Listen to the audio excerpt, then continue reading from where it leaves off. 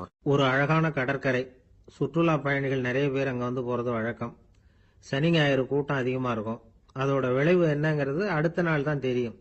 ஆமா, அந்த கடற்கரையை சுத்தப்படுத்துற தொழிலாளிகள் திங்கட்கிழமை ரொம்ப சிரமப்படுவாங்க. சனி ஞாயிறு வந்த கூட்டம் கடற்கரை பூராவும் காலி ஐஸ்கிரீம் கப்புகளை வந்து வீசி எறிஞ்சிட்டு போயிருக்கும். ஆயிரக்கணக்கான கப்புகள் அங்க பரவலா கிடக்கும். அதையெல்லாம் பொறுக்கி எடுத்து சுத்தம் பண்ணி ஆகணும். இதனால திங்கட்கிழமை வேலைக்கு வர்றதுக்கு எல்லாரும் பயப்படுவாங்க. அப்படி ஒரு நிலைமை. பல பேர் அன்னைக்கு வந்து லீவ் எடுத்துட்டு போயிடுறது வழக்கம். நமக்கு எதுக்கு இன்னைக்கு தொந்தரவுன்னு. இது ஒரு பெரிய பிரச்சனையா இருந்தது. இதுக்கு என்ன பண்ணலாம் அப்படின்னு யோசனை பண்ணாங்க. ஒரு ஆலோசனை கூட்டத்துக்கு ஏற்பாடு பண்ணாங்களாம். அந்த நகர நிர்வாக அலுவலர்கள், பணியாளர்கள் எல்லாரும் அதுல கலந்துகிட்டாங்க. கூட்டம் ஆரம்பமாச்சு. ஆரம்பத்தில் சொன்னாங்க, இந்த பிரச்சனைக்கு ஒரு தீர்வு வேணும், என்ன பண்ணலாம், அதை முடிவு செய்யறதுக்கு தான் இந்த கூட்டம். இதுல நீங்க செய்ய வேண்டியது என்னன்னா, உங்களுக்கு தோன்றுகிற யோசனை எதுவா இருந்தாலும் சொல்லுங்க. கொஞ்சம் கூட தயக்கம் வேண்டாம். நாம சொல்ற யோசனை ஈடுபடுமா படாதா அப்படின்னு எல்லாம் யோசிக்க வேணாம். எல்லாருடைய யோசனைகளையும் அப்படியே பதிவு செய்துக்கிறோம். கடைசியா அதுல இருந்து ஒரு சிறந்த யோசனையை தேர்வு பண்ணி அதை பயன்படுத்தலாம். இந்த சந்தர்ப்பத்தில் இன்னொரு முக்கியமான வேண்டுகோள், எவ்வளவு சாதாரணமான யோசனையா இருந்தாலும் சரி, அது சொல்லும் பொழுது அடுத்தவங்க வந்து ஏளனம் செய்யக்கூடாது. இது ஒரு பெரிய யோசனையா அப்படின்னு சொல்லி எதையும் அலட்சியப்படுத்தக்கூடாது. இதுதான் அந்த கூட்டத்தின் ஆரம்பத்தில் செய்யப்பட்ட அறிவிப்பு. உடனே அந்த கூட்டத்தில் இருந்தவங்க ஆளுக்கு ஒரு யோசனை சொல்ல ஆரம்பிச்சாங்க. ஒருத்தர் எழுந்திருச்சார், இங்க வர்ற சுற்றுலா பயணிகள் கிட்ட ஆளுக்கு $10 ஒரு டெபாசிட் மாதிரி வைப்பு பணமா வாங்கிக்கணும். காலி ஐஸ்கிரீம் கப்பை திருப்பி கொடுத்தா அந்த பணத்தை திருப்பி கொடுத்துடலாம். இப்படி ஒரு ஏற்பாடு பண்ணிட்டா கப்புகளை தேடி பொறுக்கிட்டு இருக்க வேண்டியதில்லை, எல்லாம் ஒரே இடத்துக்கு வந்து சேர்ந்துரும். அப்படியே நாம வந்து தூக்கிட்டு போய் ஒரு இடத்துல கொட்டி போடலாம் அப்படின்னாரு. இன்னொருத்தர் எழுந்திருச்சார், கப்பை வந்து கீழே போட்டா $50 அபராதம் அப்படின்னு அங்கங்க போர்டு எழுதி வச்சுடலாம். கப்புகளை போடுறதுக்கு அங்கங்க பெரிய கூடைகளை வச்சுடலாம். நாம சாவகாசமா அந்த கூடைகளை சேகரம் பண்ணிக்கலாம் அப்படின்னாராம். இன்னொருத்தர் எழுந்திருச்சு கொஞ்சம் கோபமா பேசினார், கப்புகளை வந்து அவங்க வாயிலேயே திணிச்சுடணும், அதுகளை மொன்னு சாப்பிட்டு பார்த்தா தான் தெரியும் அது எவ்வளவு கஷ்டங்கிறது அப்படின்னு ரொம்ப கடுமையா பேசியிருக்கார். இது வேடிக்கையா தெரிஞ்சாலும் இந்த யோசனையும் பதிவு செஞ்சுக்கிட்டாங்களாம். இப்படி பல யோசனைகள். கடைசியா எல்லாத்தையும் படிச்சு பார்த்துட்டு பரிசீலனை பண்ணாங்க. அப்புறம் தான் யோசனை வந்தது. இவர் வேடிக்கையா சொன்னது கப்புகளை அவங்கவுங்க வாயிலேயே திணிச்சு சாப்பிட சொல்லணும், அதுதான் தண்டனைன்னார்ல, ஏன் அப்படி சாப்பிடுறது மாதிரியே கப்புகளை தயார் பண்ணா என்ன அப்படின்னு சிந்திக்க ஆரம்பிச்சாங்களாம். ஆகா, அதுதான் சரின்னு ஒரு முடிவுக்கு வந்தாங்க. அதுல இருந்து உருவானது தான் இந்த வேஃபர் கப்ஸ்.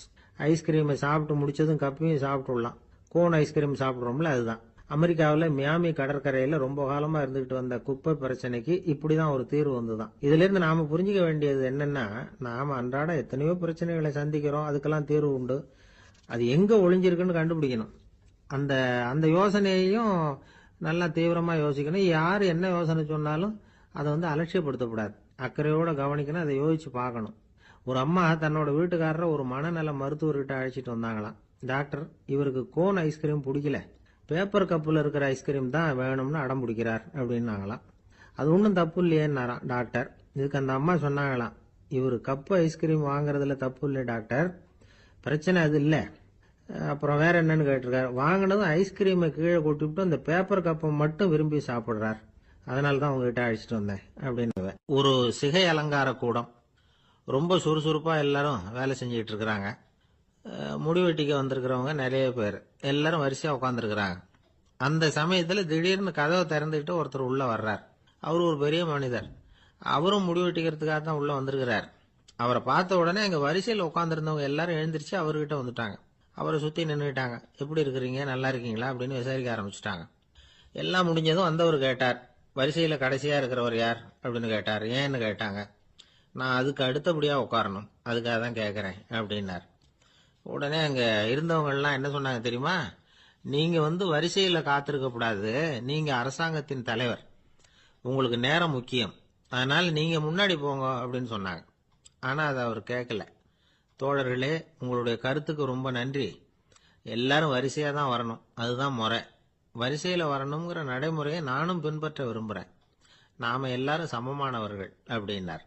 இப்படி சொல்லிவிட்டு வரிசையில கடைசியா இருந்த ஒரு நாற்காலியில போய் உட்காந்துக்கிட்டார். தன் சட்டை பையில இருந்த ஒரு செய்தித்தாளை எடுத்தார், படிக்க ஆரம்பிச்சிட்டார். ஆனா அங்க இருந்தவங்களால இதை வந்து பார்த்துக்கிட்டு சும்மா இருக்க முடியல. ஒருத்தர் எழுந்திருச்சு வந்தார். ஐயா, இப்ப என்னுடைய முறை வந்திருக்குது, நான் தான் போக வேண்டிய முறை. உங்களை இங்க காத்திருக்க வைக்கிறத விட ஒரு 5 ஆண்டுகளுக்கு கூட நான் முடி வெட்டிக்காமே இருந்துட முடியும் அப்படின்னார். அவர் மறுபடியும் சொன்னார், ஐயா, நீங்க வரிசை முறையை தாண்டி போக விருப்பப்படல, சரி, ஆனா என்னுடைய முறையை மாத்தி கொடுக்கறதுக்கு எனக்கு முழு உரிமை இருக்குது. இதுக்கு பதிலா உங்களுடைய கடைசி இடத்தை நான் எடுத்துக்கிறேன், இதை நீங்க மறுக்க முடியாதுன்னார். அங்க இருந்த மற்றவங்களும் இதை ஒரு மனசா வற்புறுத்த ஆரம்பிச்சிட்டாங்க. அந்த பெரிய மனிதர் பார்த்தார், சரின்னு கடைசியா ஒத்துக்கிட்டார். அவர் யார் தெரியுமா? அவர் தான் மாவீரர் லெனின். ரஷ்யாவில் கிரெம்ளின் சிகை அலங்கார கூடத்துல தான் இது நடந்தது. எல்லாரும் இந்நாட்டு மன்னர்கள்னு வாயளவுல பேசுறதுல என்ன பிரயோஜனம்? நாம எல்லாரும் சமம்ங்கிறத நடைமுறையில கடைபிடிச்சு காட்டினவங்க கொஞ்சம் பேர் தான். அவங்கள ஒருத்தர் தான் லெனின். வரிசையில் நின்று வர்றதுங்கிறது ஒரு சிறந்த பண்பு, உயர்ந்த பண்பு. இன்னைக்கு பல இடங்கள்ல அது நமக்கு தேவைப்படுது. ஒரு ரேஷன் கடைவாசல், கடை திறக்கிறதுக்கு முன்னாடியே எல்லாரும் வரிசையில் நின்றுட்டாங்க. கடைசியா வந்த ஒருத்தர் கியூவில் முன்னாடி போறதுக்கு முயற்சி பண்றார். ஏற்கனவே நின்றுட்டு இருக்கிறவங்க அவரை முன்னாடி போறதுக்கு விட மாட்டேங்கிறாங்க. கடைசியா போய் நில்லையா அப்படின்னு எல்லாரும் கத்துறாங்க. அது அவர் காதுல வாங்கல. முண்டி அடிச்சுக்கிட்டு முன்னாடி போறதுக்கே முயற்சி பண்ணிட்டு இருக்கிறார். எல்லாரும் சேர்ந்து அவரை வலுக்கட்டாயமா இழுத்து கொண்டாந்து பின்னாடி கொண்டு போய் நிறுத்திவிட்டாங்க. நிறுத்திவிட்டு சொன்னாங்க, அதை பாருப்பா, நாங்க இருக்கிற வரைக்கும் நீங்க முன்னாடி போய் எதையும் வாங்க முடியாது, தெரிஞ்சுக்கோ அப்படின்னாங்க. இப்போ அந்த ஆள் சொன்னாராம், நான் இங்க பின்னாடி நிக்கிற வரைக்கும் நீங்களும் எதுவும் வாங்க முடியாது அப்படின்னாராம். ஏன்னு கேட்டிருக்கிறாங்க. நான் தான் அந்த கடையை திறக்க வேண்டிய ஆள் அப்படின்னா கேட்டான். ஒரு நாள் ராமர் அரசவையில உட்கார்ந்துருக்கிறார். ராமராஜ்யம் நடந்துகிட்டு இருந்த நேரம். அந்த சமயத்துல ஒரு நாய் அரச சபைக்கு வந்துதான். அது தலையில அடிபட்டு ரத்தம். அந்த கோலத்துல அது அங்க வந்தது. எல்லாரும் ஆச்சரியமா அதை பார்த்தாங்க. ராமரும் அந்த நாயை பார்த்தார். நீங்க வந்த காரியம் என்ன, என்ன நடந்தது, எதுவா இருந்தாலும் பயப்படாம சொல்லு அப்படின்னார். உடனே அந்த நாய் மெதுவா சொல்ல ஆரம்பிச்சுதான். ஐயா, நான் தெருவில் போய்கிட்டு இருந்தேன். வழியில ஒருத்தர் வந்தார். அவர் வேத சாஸ்திரம்லாம் படிச்ச பெரியவர். அவர் எந்த காரணமும் இல்லாம அவர் கையில வச்சிருந்த குச்சியால என் தலையில அடிச்சுட்டார். அதுதான் தலையில ரத்தம். இதை நீங்க விசாரிச்சு தகுந்த தீர்ப்பு வழங்கணும் அப்படின்னு தான் அந்த நாய். ராமர் பார்த்தார். உடனே தன்னுடைய காவலர்களை அனுப்புனார். அந்த ஆளை எங்க இருந்தாலும் போய் கொண்டுட்டு வாங்க அப்படின்னு விட்டார். காவலர்கள் போனாங்க. அந்த ஆளை பிடிச்சி கொண்டு வந்துட்டாங்க. அரண்மனைக்கு வா அப்படின்னு சொல்லி கூப்பிட்டுட்டு வந்துட்டாங்க. என்ன நடந்ததுன்னு விசாரிச்சார் ராமர். அதுக்கு அந்த ஆள் சொன்னார், நான் வீதி வழியா வந்துகிட்டு இருந்தேன். குறுக்க இந்த நாய் வந்தது. நான் அவசரமா போய்கிட்டு இருந்தேன். இது எனக்கு வழி விடாம குறுக்க பூந்து இடைஞ்சல் பண்ணிச்சு. எனக்கு கோபம் வந்துட்டுது.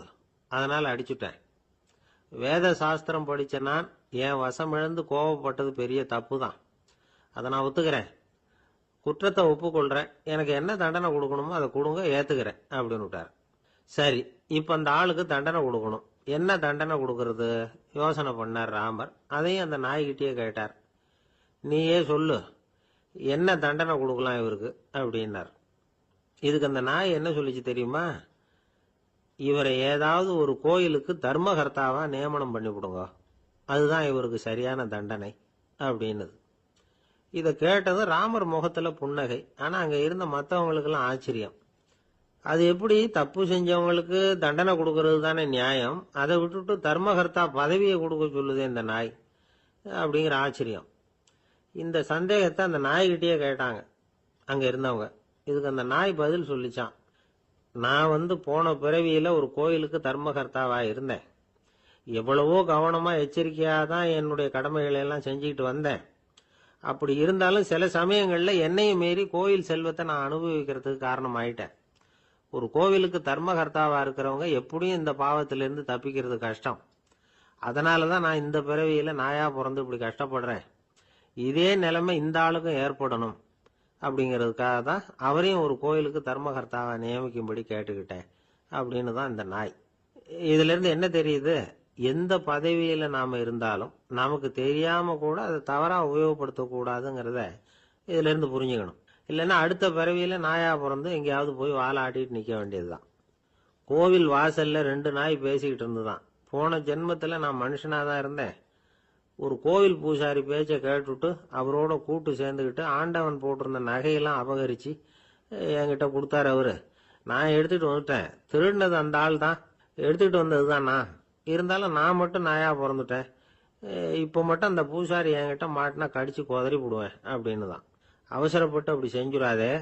பதிலுக்கு அவரும் உன்னை திருப்பி கடிச்சாலும் கடிச்சிருவார். ஏன்னா அவரும் இப்போ ஒரு நாயா தான் பிறந்திருக்கிறார் அப்படின்னு தான் இன்னொன்று. அது எப்படி உனக்கு தெரியும்னு தான் இது. நான் தானே அது அப்படின்னு தான் அந்த நிலம். ஒரு நண்பர் வந்தார். ரொம்பவும் இறுக்கமா உடை அணிஞ்சிருந்தார். அதாவது ஆடைக்குள்ள அவர் மாட்டிக்கிட்டு இருந்தது மாதிரி தெரிஞ்சது. ஏன் துணி குறைச்சலா எடுத்துட்டீங்களா அப்படின்னு கேட்டோம். இல்லைங்க, எனக்கு எப்பவுமே இறுக்கமா உடை அணிகிறது தான் பிடிக்கும் அப்படின்னார். ஒருத்தர் எப்படி உடை அணிகிறார் அப்படிங்கிறத வச்சே அந்த ஆள் எப்படிப்பட்டவர் அப்படிங்கிறத கண்டுபிடிச்சிடலாம். உடை அணிகிற விதம் ஒருத்தருடைய மனநிலையை வெளிப்படுத்துதான். இப்ப இறுக்கமான உடை அணிகிறவங்க பொதுவா மன நிம்மதி இல்லாதவங்களா இருப்பாங்களாம், கோபக்காரங்களா இருப்பாங்களாம். ரொம்ப தொலைதொழப்பா ஆடை அணிகிறவங்க இருக்கிறாங்கல்ல, அவங்கெல்லாம் அமைதியான ஆளா இருப்பாங்களாம், சாந்தமா இருப்பாங்களாம். இவங்கெல்லாம் போராடுறதுக்கு சரியா வரமாட்டாங்களாம். இப்படி ஒரு கணிப்பு இருக்குது. அதனாலதான் போர் வீரர்களுக்கெல்லாம் இறுக்கமான உடையை தான் கொடுக்கறது வழக்கம். ஆனா சன்னியாசிகளை பாருங்க, அவங்களுக்கெல்லாம் ரொம்ப தொலை உடைகள் தான். அவங்கெல்லாம் டைட் பேண்ட் போட்டுக்கிட்டு நிக்க மாட்டாங்க சன்னியாசிகள்லாம். அதே மாதிரி சன்னியாசிகள்லாம் காவி உடைய தேர்ந்தெடுக்கிறதுக்கும் காரணம் உண்டு. பல ஆண்டுகள் சோதனை செஞ்சு பார்த்துட்டு தான் சன்னியாசத்துக்கு காவி தான் சரி அப்படின்னு முடிவு பண்ணியிருக்கிறாங்க. இப்ப பௌதீக விஞ்ஞானப்படியும் அதுதான் சரி. அதாவது சூரிய ஒளியில 7 வண்ணங்கள் உண்டு. ஒரு பொருள் மேல அது விழும் பொழுது அந்த பொருள் நமக்கு சிவப்பா தெரிஞ்சதுன்னா அந்த பொருள் சிவப்பை தவிர மற்ற எல்லா நிற கதிர்களையும் உள்வாங்கிக்கிட்டு சிவப்பு நிறத்தை மட்டும் வெளியில விடுது. அதாவது விலக்கி விடுது. அதனாலதான் அந்த பொருள் சிவப்பா தெரியுது. உடல் ஆரோக்கியத்துக்கு ஓரளவு சிவப்பு தேவைப்படுது. அதனாலதான் காவி உடை அணிஞ்சா சூரிய ஒளி ஓரளவு சிவப்பை விலக்கிவிடும். அதாவது சிவப்பின் பலனும் கிடைக்கும், இந்த சிவப்பின் கெடுதலும் இல்லை அப்படின்னு யோசனை பண்ணாங்க. காவி உதய வேளையின் நிறம். கீழ் வானத்துல கதிர் உதிக்கிற வேளையில முதல் ஒளி தோன்றுகிற நேரத்துல காவி நிறம் தான் கசியும். தியானம் செய்யறப்போ முதல்ல காணக்கூடிய ஒளி காவி நிறம் தான். தியானத்தின் உச்ச நிலையின் நிறம் நீலம். தியானம் காவி நிறத்துல ஆரம்பமாகி நீல நிறத்துல நிறைவடைகிறது அப்படிங்கிறார் ஓஷோ. நீலம் தியான சிகரம், காவி தியான ஆரம்ப குறியீடு, ஒரு சன்னியாசியின் ஆரம்ப தரிசனம் அப்படிங்கிறார் அவர். ஒருத்தர் நாள் பூரா காவி உடைய அணிஞ்சிருந்தா அந்த நிறம் அவருக்கு தியானத்தை பற்றிய நினைவை ஊட்டிக்கிட்டே இருக்கும். இப்படியே ஆடைக்கும் தியானத்துக்கும் இடையில ஒரு தொடர் ஏற்படுது. ஒரு துறவியின் உள்ளார்ந்த பண்பா அது மாறுது. கடை வீதியில ஒரு பொருள் வாங்க போறோம். அது மறந்துடக்கூடாதுங்கிறதுக்காக ஞாபகம் முடிச்சு போட்டுக்கிறோம். அந்த முடிச்சுக்கும் பொருளுக்கும் தொடர்பு இல்லை. ஆனா கடை வீதிக்கு போன உடனே அந்த முடிச்சு அந்த பொருளை ஞாபகப்படுத்துது. அதாவது அந்த முடிச்சு ஒரு தொடர்பு அம்சமா அமையுது. அது மாதிரிதான் காவி உடையும். ஒரு துறவி நடக்கும் பொழுது, சாப்பிடும் பொழுது, குளிக்கும் பொழுது அவருடைய காவி உடை அவருக்கு ஞாபகப்படுத்திக்கிட்டே இருக்கும். அது ஒரு நிலைப்படுத்தப்பட்ட நினைவாக ஞாபகம் முடிச்சாக மாறிடுது. காவி ஆடை இல்லைன்னா ஒருத்தரால துறவியாக முடியாதுன்னு அர்த்தம் இல்லை. அதே நேரத்தில் காவி ஆடையால ஒன்றும் பிரயோஜனம் இல்லை, அதில் ஒன்றும் அர்த்தம் இல்லை அப்படின்னு சொல்லிட முடியாது. இதுதான் உண்மை. இவ்வளவு தூரம் காவி ஆடையை பத்தி சொல்றதுனால எல்லாரும் சன்னியாசியா போடுங்கோ அப்படின்னு நாம சொல்றதாக யாரும் நினைச்சிடக்கூடாது. மனசுக்கும் நிறத்துக்கும் உள்ள சம்பந்தத்தை தெரிஞ்சுக்கிறதுக்காக தான் இவ்வளவும். நமக்கு தெரிஞ்ச நண்பர் ஒருத்தர் இருக்கிறார், ஆபீஸ்ல வேலை பார்க்கிறவர். ஒவ்வொரு மாசமும் 20ஆம் தேதிக்கு பிறகு அவரை போய் பாத்தீங்கன்னா காவி உடை அணிஞ்சுக்கிட்டு, கண்ணை மூடிக்கிட்டு, கை ரெண்டையும் விரிச்சு வச்சுக்கிட்டு தியானத்திலேயே உட்காந்துருப்பார். ஏன் இப்படி பண்றீங்கன்னு கேட்டேன். அதாவது 20ஆம் தேதிக்கு பிறகு என் கையில ஒரு பைசா கூட கிடையாது, ஒரு சன்னியாசி லெவல்ல இருக்கிறேன், என்கிட்ட எதுவும் செலவுக்கு கேட்காத அப்படின்னு என் மனைவிக்கு நாசூக்கா உணர்த்துறதுக்காக அப்படி உட்காந்துருப்பேன் அப்படின்னு விளக்கம் கொடுக்கிறார். நமக்கு முன்னாடி நமக்கு வேண்டிய ஒருத்தர் ஒரு கிளாஸ்ல நமக்கு பழச்சாறு கொண்டாந்து வைக்கிறாருன்னு வச்சுங்க. உடனே நாம என்ன பண்ணுவோம்? எடுத்து கிடுகிடுன்னு சாப்பிட்ருவோம், அடுத்தவங்க யாரும் வர்றதுக்குள்ள. அதை விட்டுட்டு அதை கொண்டாந்து வச்சவர்கிட்டயே அதோட விலை என்ன அப்படி இப்படின்னு நான் கேட்டுக்கிட்டு இருப்போம். நாம கேட்க மாட்டோம். ஆனா காந்திஜி அப்படி கேட்டாராம். எப்ப தெரியுமா? 1935. அந்த வருஷம் மே மாசத்துல ஒரு நாள் காந்திஜி டெல்லியில இருக்கிறார். அப்ப அவருக்கு 2 டம்ளர் மாம்பழச்சாறு கொண்டாந்து கொடுக்குறாங்க. அதை வாங்குறார். இதோட விலை என்ன அப்படின்னு கேட்டார் காந்திஜி. யாருகிட்ட கேட்டாருன்னா மனுபென் காந்தி கிட்ட கேட்கிறார். அவங்க தான் கொண்டாந்து கொடுக்குறாங்க. காந்திஜிக்கு உதவி செய்யறதுக்காக அவர் கூடவே இருந்தவங்க அவங்க. அவங்க கிட்ட தான் கேட்கிறாரு. காந்திஜி சும்மா வேடிக்கைக்காக இப்படி கேட்கிறாருன்னு நினைச்சுட்டாங்க அந்த அம்மா. அதுவும் இல்லாம அதோட விலையை கேட்டா காந்திஜி நிச்சயமா அதை சாப்பிட மாட்டார் அப்படிங்கிற பயம் வேற. அதனால அந்த அம்மா பதில் எதுவும் சொல்லாம கம்முன்னு இருந்துட்டாங்க. கொஞ்ச நேரம் ஆச்சு. அந்த பழச்சாறு வச்ச இடத்துல அப்படியே இருக்குது. வச்ச இடத்துல வச்சபடியே இருக்கு. காந்திஜி அதை சாப்பிடவே இல்லை. மனுபென் காந்தி பார்த்தாங்க. மெதுவா காந்திஜி கிட்ட போய் அதை சாப்பிடுங்களேன் அப்படின்னாங்க. பழச்சாறு விலை என்னன்னு கேட்டேன். அதுக்கு பதில் இல்லை. அது முதல் தப்பு. பதிலை எதிர்பார்த்திருந்தும் அதை பத்தி விசாரிக்கல. அது ரெண்டாவது தப்பு. இப்படி 2 தப்புகளை பண்ணிவிட்டு என்கிட்ட வந்து இதை சாப்பிடுங்கன்னு சொன்னா அது எப்படி அப்படின்னு கேட்டாராம் காந்திஜி. மனுபென் காந்தி என்ன சொல்றதுன்னு தெரியாம திகைச்சு போய் நின்றுகிட்டு இருந்தாங்க. காந்திஜி தொடர்ந்து சொன்னாராம். இப்ப என் முன்னாடி வச்சிருக்கிற இந்த பழச்சாறு விலை சுமாரா ஒரு அரை ரூபாயாவது இருக்கும். அது அந்த காலத்து மதிப்பு. இந்த பழச்சாறு இல்லாம கூட என்னால இருக்க முடியும். ஆனா அவசியமான பொருள்களை வாங்கறதுக்கு கூட சக்தி இல்லாத மக்கள் இந்த நாட்டில் நிறைய பேர் இருக்கிறாங்க. அப்படி இருக்கிறப்போ எனக்கு என்னத்துக்கு இந்த விலை உயர்ந்த பானம்? இதை இப்போ நான் சாப்பிட்டா என் உடம்பு வேணும்னா ஆரோக்கியமாகலாம். ஆனா என் மனசு அமைதி அடையாது. எனக்கு என்னுடைய உடல் ஆரோக்கியத்தை விட மன ஆரோக்கியம் தான் முக்கியம். அதனால இதை நான் சாப்பிட மாட்டேன், எடுத்துட்டு போயிடு அப்படின்னாராம். அந்த சமயத்துல ஒரு அகதி பொண்ணு 2 குழந்தைகளோட காந்திஜியை பார்க்கறதுக்காக வந்தது. வணக்கம் சொல்லிச்சு. காந்திஜி உடனே தனக்கு முன்னாடி இருந்த பழச்சாற்றை எடுத்து அந்த பொண்ணுகிட்டையும் குழந்தைகள்கிட்டையும் கொடுத்து சாப்பிட சொன்னார். அவங்க அதை வாங்கி ரொம்ப சந்தோஷத்தோட சாப்பிட்டாங்களாம். அதை பார்த்த காந்திஜி முகத்துல ஒரு புன்னகை, ஒரு பரவசம், ஒரு திருப்தி. அவர் மனசு நிறைஞ்சி இருந்தது.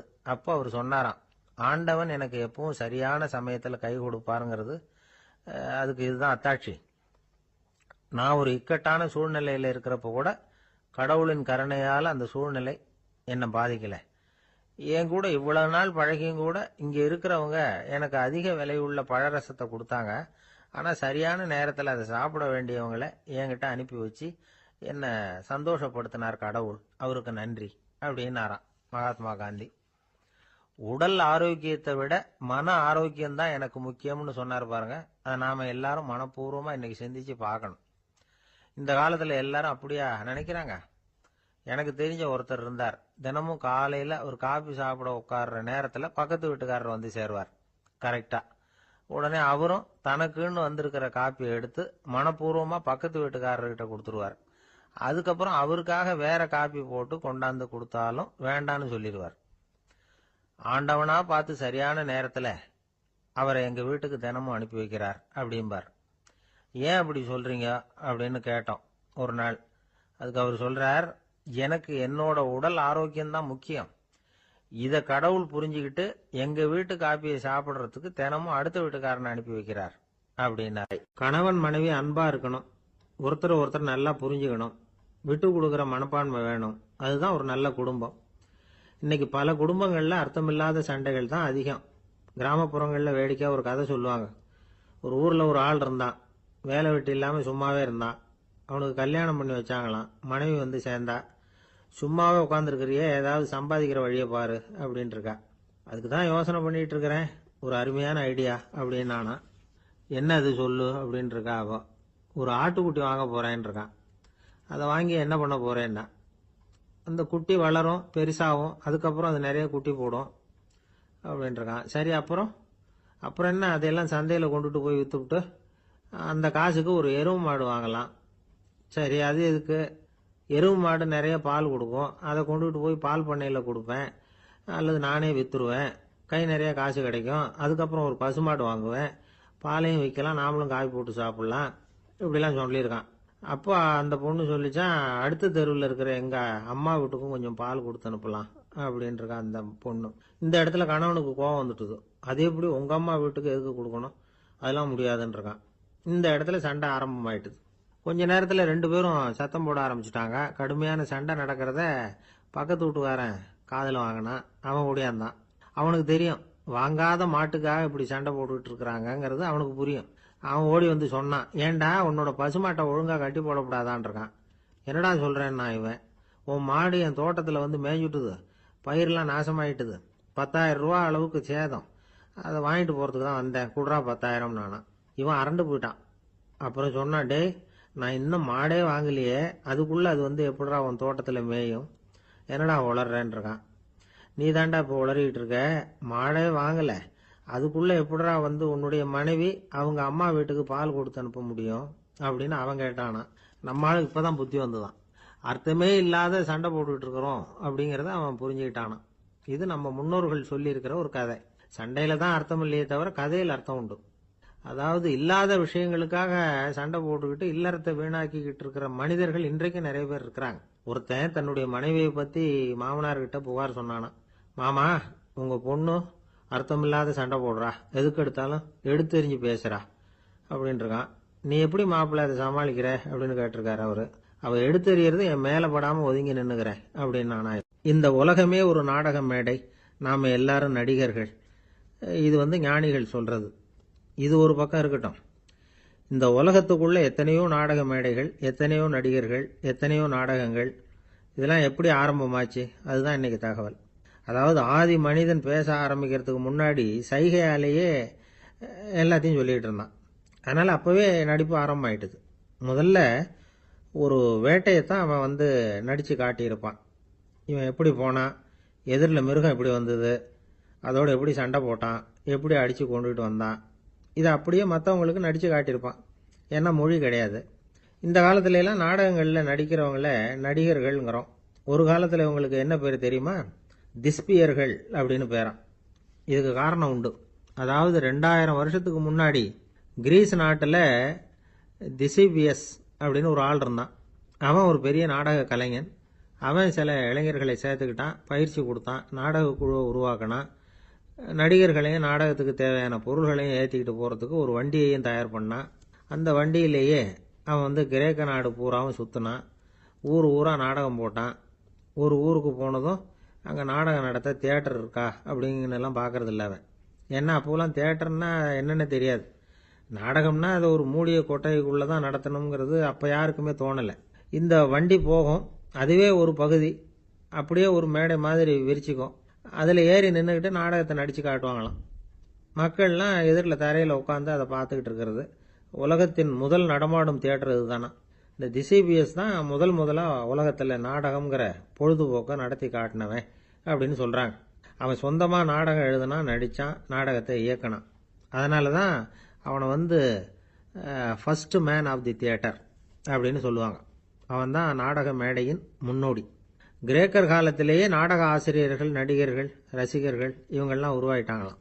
நாடகத்தின் சரித்திரத்தில் இந்த 3 பிரிவும் ரொம்ப முக்கியம். அதாவது கிரேக்க தியேட்டர்கள்லாம் திறந்த வெளி மேடைகள் தான். பெரும்பாலும் மலைச்சரிவுகள், அதுவே படிப்படியாக பண்ணியிருப்பாங்க. கீழே அரைவட்ட வடிவில் மேடை, அதுக்கு ஆர்கெஸ்ட்ரான்னு பேர். பிற்காலத்தில் இதில் உட்காந்து இசைக்குழுவினர் வந்து வாய்ச்சதுனால இசைக்குழுவுக்கே ஆர்கெஸ்ட்ராங்கிற பேர் வந்துட்டுது. இப்போ கிரேக்க தியேட்டர்களில் ஒன்று, அதோட காலம் வந்து கிமு 340. அதை இன்னமும் பாதுகாத்து வச்சிருக்கிறாங்களாம். எபிடாரஸ் அப்படிங்கிற இடத்துல அது இருக்குதான். இன்னமும் அந்த தியேட்டரை பயன்படுத்திக்கிட்டு வர்றாங்களாம். சிறந்த கிரேக்க நாடகங்கள்லாம் அங்கே நடிக்கிறாங்களாம். ஆரம்ப காலத்திலேயே கட்டணம் கிடையாது. அப்புறம் பின்னாடி தான் நுழைவு கட்டணம்லாம் அப்படியே வந்துட்டு தான். நடிகர்கள் வந்து பளபளப்பான ஆடைகள் உடுத்தியிருப்பாங்களாம். இந்த குதிகால் உயர்ந்த காலணிகள் போட்டிருப்பாங்களாம். இதெல்லாம் பழைய குறிப்புகள். பலவிதமான உருவங்களில் மாஸ்க் அப்படின்னு சொல்லப்படுற முகமூடி. அதனால் ஒரே நடிகர் பல வேடங்களில் நடிக்கிறது உண்டான். ஆரம்பத்தில் பெண் நடிகர்கள் கிடையாது, எல்லாம் ஆண் நடிகர்கள் தான். ரோமானியர்கள் தான் முதல் நிரந்தர நாடக மேடையை கட்டினவங்க. அதுதான் முதல் தியேட்டர். கிமு 1048 காலகட்டத்தில் பாம்பிங்கிற நகரத்தில் அதை கட்டியிருக்கிறாங்களாம். கிரேக்க ரோமானிய தியேட்டர்களின் அடிப்படையிலேயே இந்த இத்தாலிய வடிவ அமைப்பாளர்கள் இந்த குதிரை லாட வடிவில் ஒரு ஆடிட்டோரியத்தை உருவாக்கினாங்களாம். இப்படி அதை பற்றி நிறைய தகவல் இருக்குது. 1576 லண்டனில் இந்த வின்ஸ்பர்ரி, அப்புறம் இந்த பில்ட்ஸில், அப்புறம் ஜேம்ஸ் இப்படிங்கிறவர் முயற்சியால் தான் இங்கிலாந்தில் முதல் தியேட்டர் உருவாச்சான். அப்படி ஒருத்தர் இருந்தாராம். உலக நாடக மேடையின் வரலாறு இதுதான்.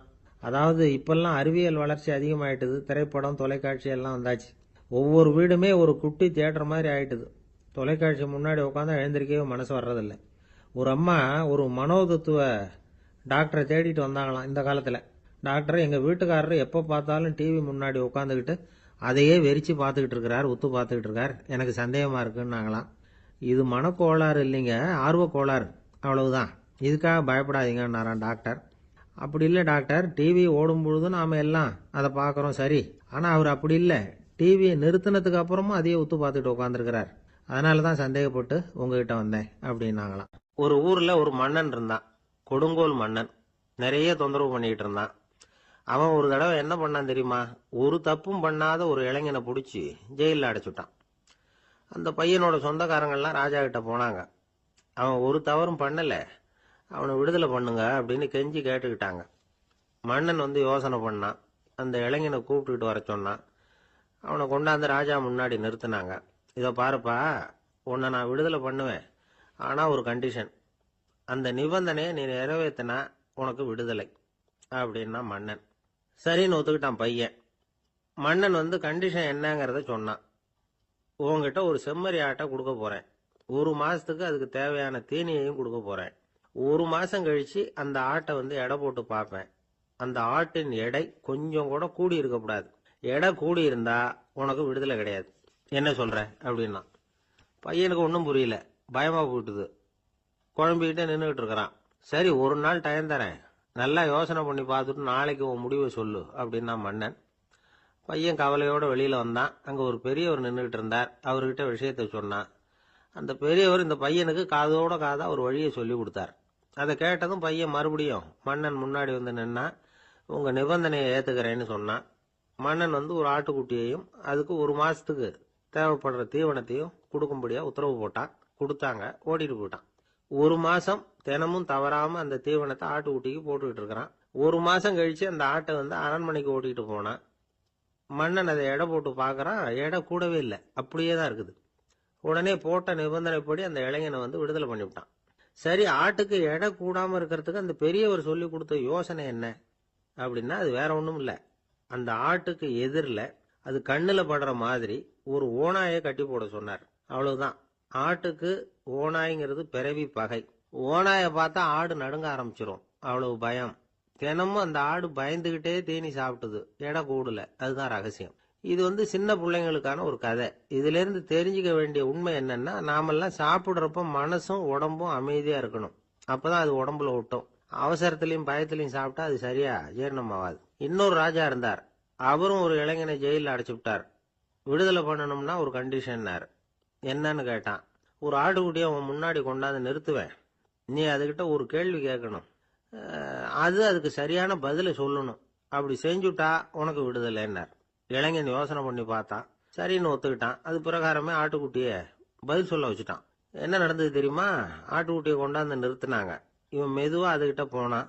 அது காதுகிட்ட போய் ஏப்ரலுக்கு அடுத்த மாசம் என்ன மாசம்னு கேட்டான். அது உடனே மேன்னு கத்திச்சு. இவன் விடுதலை ஆயிட்டான். ஒருத்தர் குதிரை ரேஸுக்கு போனார், பணம் கட்டினார், தோத்து போயிட்டார். மறுபடியும் போனார், பணம் கட்டினார், தோத்து போனார். அடுத்த தடவையும் பணம் கட்ட போனப்போ அவரை தடுத்து கேட்டோம், ஏன் சார், ஏற்கனவே விட்டது போதாதா, இன்னமும் இருக்கிறத விடணுமா அப்படின்னு கேட்டோம். விட்டதையெல்லாம் மொத்தமா எடுக்க வேணாமா சார், அதுக்காக தான் தொடர்ந்து பணம் கட்டுறேன்னார் அவரு. இவரை திருத்துறது ரொம்ப கஷ்டம். இது ஒரு மனநோய். மனநோய்கள்ல பல வகை உண்டு. மனநோய்கள் பிரிவு அட்டவணையில சூதாட்டம்ங்கிறது அவதியுறும் நோய் அப்படிங்கிற தலைப்புல வருது. சூதாட்டம் 2 வகைப்படும்னு சொல்றாங்க உளவியல் நிபுணர்கள்.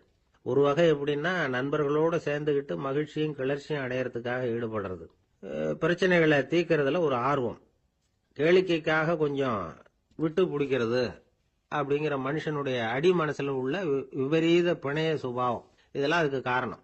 இன்னொரு வகை எப்படின்னா, சூதாட்டத்தில் ஈடுபட்டு ஒரு கட்டாய நிலைமைக்கு ஆளாயிடுறது.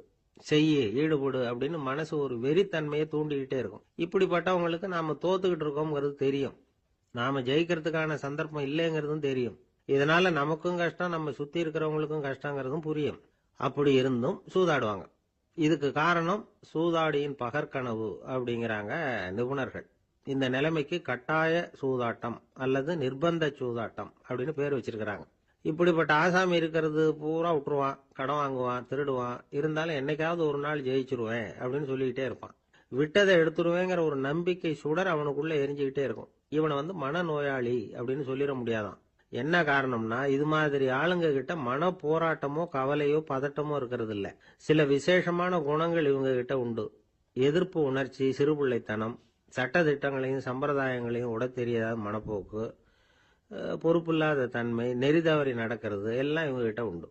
ஆனா வெளிப்பார்வைக்கு ரொம்ப சிநேகமா இருப்பாங்க, அன்பா இருப்பாங்க, அப்படி இருக்கிறதாக காட்டிக்குவாங்க. ஆதாயம், சுயலாபம் இதெல்லாம் கருதி தான் பழகுவாங்க. இவங்க கேட்கறப்ப நாம பணம் கொடுக்கலன்னு வச்சுக்கோங்க, நம்மளை கை விட்டுருவாங்க. நம்ம மேல அவாண்டமா பழி சுமத்துறது கூட தயங்க மாட்டாங்க. தங்களுடைய சூதாட்ட நடவடிக்கைகளுக்கு சாதகமான காரணங்களை சொல்லிட்டு இருப்பாங்க. நீ வேணும்னா பாரு, ஒரே நாள்ல நான் இழந்ததையெல்லாம் மீட்டு லட்சாதிபதி ஆறனா இல்லையா பாரு அப்படிம்பாங்க. தோத்து போறத ஒரு படிப்பினையா இவங்க எடுத்துக்கிறதே இல்லை.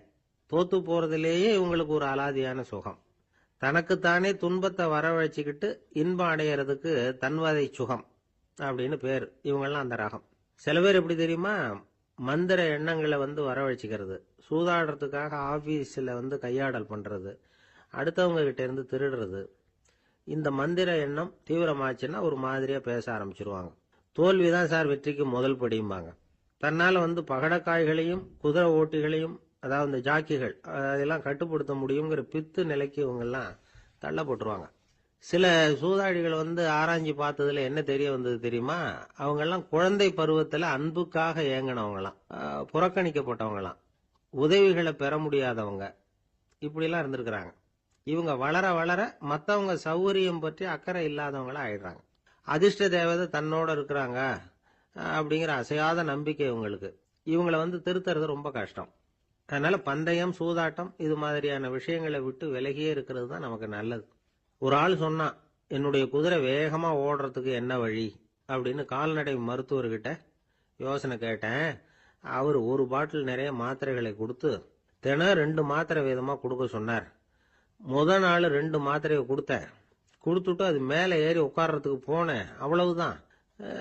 அதுக்குள்ள அது அம்பு மாதிரி பாஞ்சு ஓடி போச்சு. நான் இன்னும் உட்காரவே இல்லை, அதுக்குள்ள பாஞ்சு ஓடி போச்சு அப்படின்னா. அடடா, அப்புறம் நீங்க என்ன பண்ணீங்க அப்படின்னு கேட்டாங்க.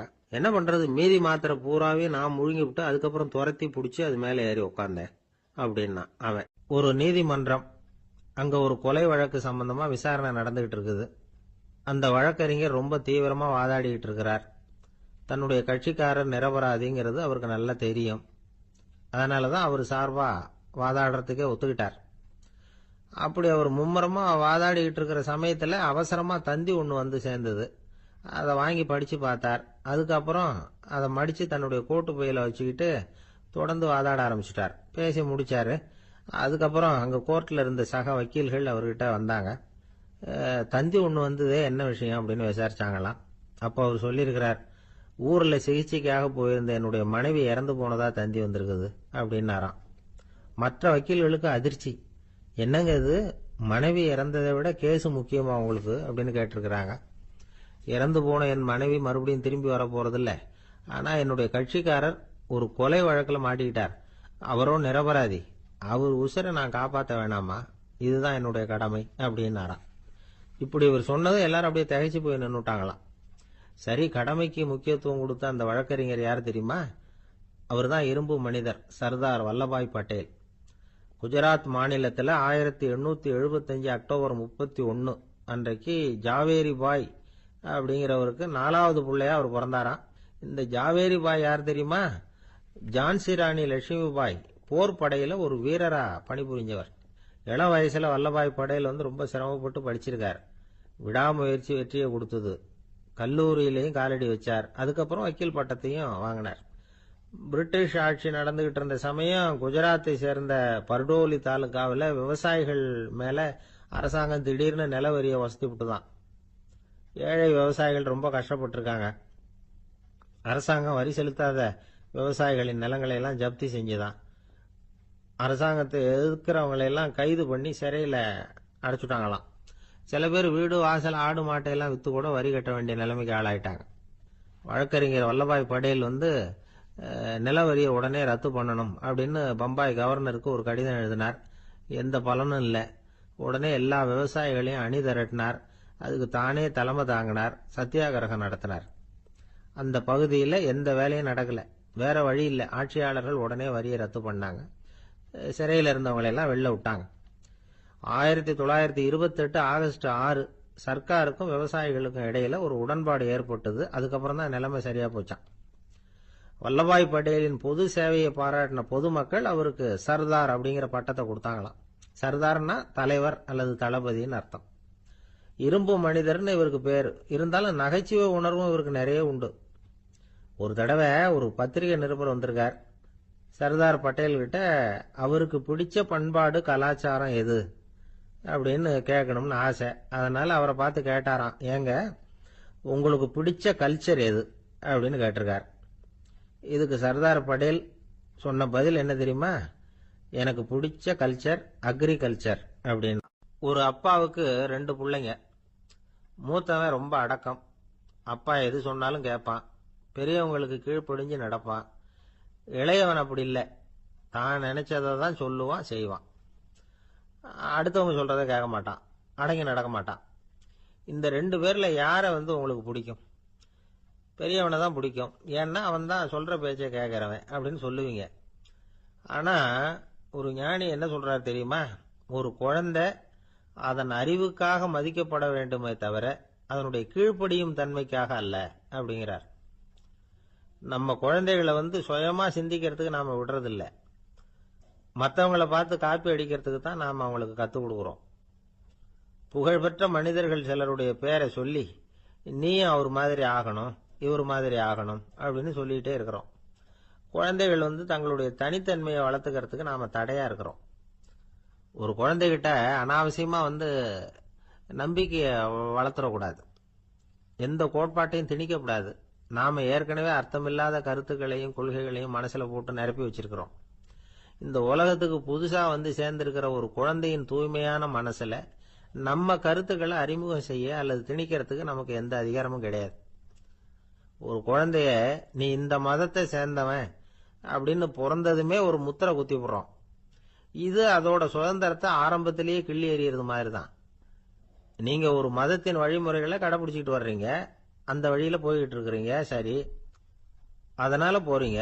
அதுக்காக உங்க குழந்தையையும் அதே வழியில தான் வரணும் அப்படின்னு கட்டாயப்படுத்துறதுக்கு உங்களுக்கு என்ன உரிமை இருக்குது? அந்த குழந்தை சுயமா சிந்திச்சு ஒரு முடிவுக்கு வரட்டுமே, அதுக்கு நீங்க ஏன் தடையா இருக்கிறீங்க? நமக்கு உண்மையிலேயே நம்ம குழந்தை மேல அன்பு இருந்தா இது மாதிரி திணிப்பு வேலைகளை செய்யக்கூடாது. திணிப்பு வேலைகள்ல இருந்து குழந்தைகளை காப்பாத்தினா போதும். அதுதான் ரொம்ப முக்கியம். அடுத்த தலைமுறை அற்புதமான தலைமுறையா உருவாகும். நாம தான் சாதி மத சங்கடங்கள்ல மாட்டிக்கிட்டு தவிக்கிறோம். அவங்களாவது சாதி மத வேறுபாடு இல்லாத சமுதாயத்தை பார்க்கட்டுமே, அந்த சௌகரியங்களை அனுபவிக்கட்டுமே. அதுக்கு நாம என்ன செய்யணும்னா ஒன்னும் செய்யாம இருந்தா போதும். ஒரு குழந்தைகிட்ட நம்ம கருத்தை திணிக்கும் பொழுது என்ன ஆகுது தெரியுமா? அது அவனை அவங்கிட்ட இருந்தே அப்புறப்படுத்தி விடுது. அவனுடைய தனித்தன்மையை அழிச்சுடுது. அவனை ஒரு எல்லைக்குள்ள திணிச்சுடுது. இதெல்லாம் அன்புங்கிற பேரால பெற்றோர்கள் செய்யற தப்பு. இதெல்லாம் கேட்டுக்கிட்டு இந்த காலத்துல அப்பா ஒருத்தர் சொன்னார், நான் கருத்துக்களை எல்லாம் என் பையன்கிட்ட திணிக்கிறது இல்லைங்க, ஆனா அதிகமா சாப்பிட சொல்லி கட்டாயப்படுத்துவேன் அப்படின்னார். உங்க வீட்டு சமையல் அவ்வளவு நல்லா இருக்குமான்னு கேட்டாங்க. நல்லா இருந்தா நான் ஏன் அவனை சாப்பிட சொல்லி கட்டாயப்படுத்த போறேன் அப்படின்னு. ஒரு சராசரி மனிதனுடைய இயல்பு என்ன? இன்பம் வந்தா துள்ளி குதிப்பான், துன்பம் வந்தா சோர்ந்து போய் ஒரு மூலையில உட்காந்துருவான். இவன் தான் சராசரி மனிதன். ஆனா ஒருத்தன் இன்பம் வந்தா அதுக்காக மகிழ்ச்சி அடையறது இல்ல, துன்பம் வந்தா அதுக்காக சோர்ந்து போறதில்ல அப்படின்னு வச்சுக்கோங்க. அப்படி இருந்தா அவன் சாதாரண ஆள் கிடையாது. ஒரு ஊர்ல ஒரு ஞானி இருந்தார்.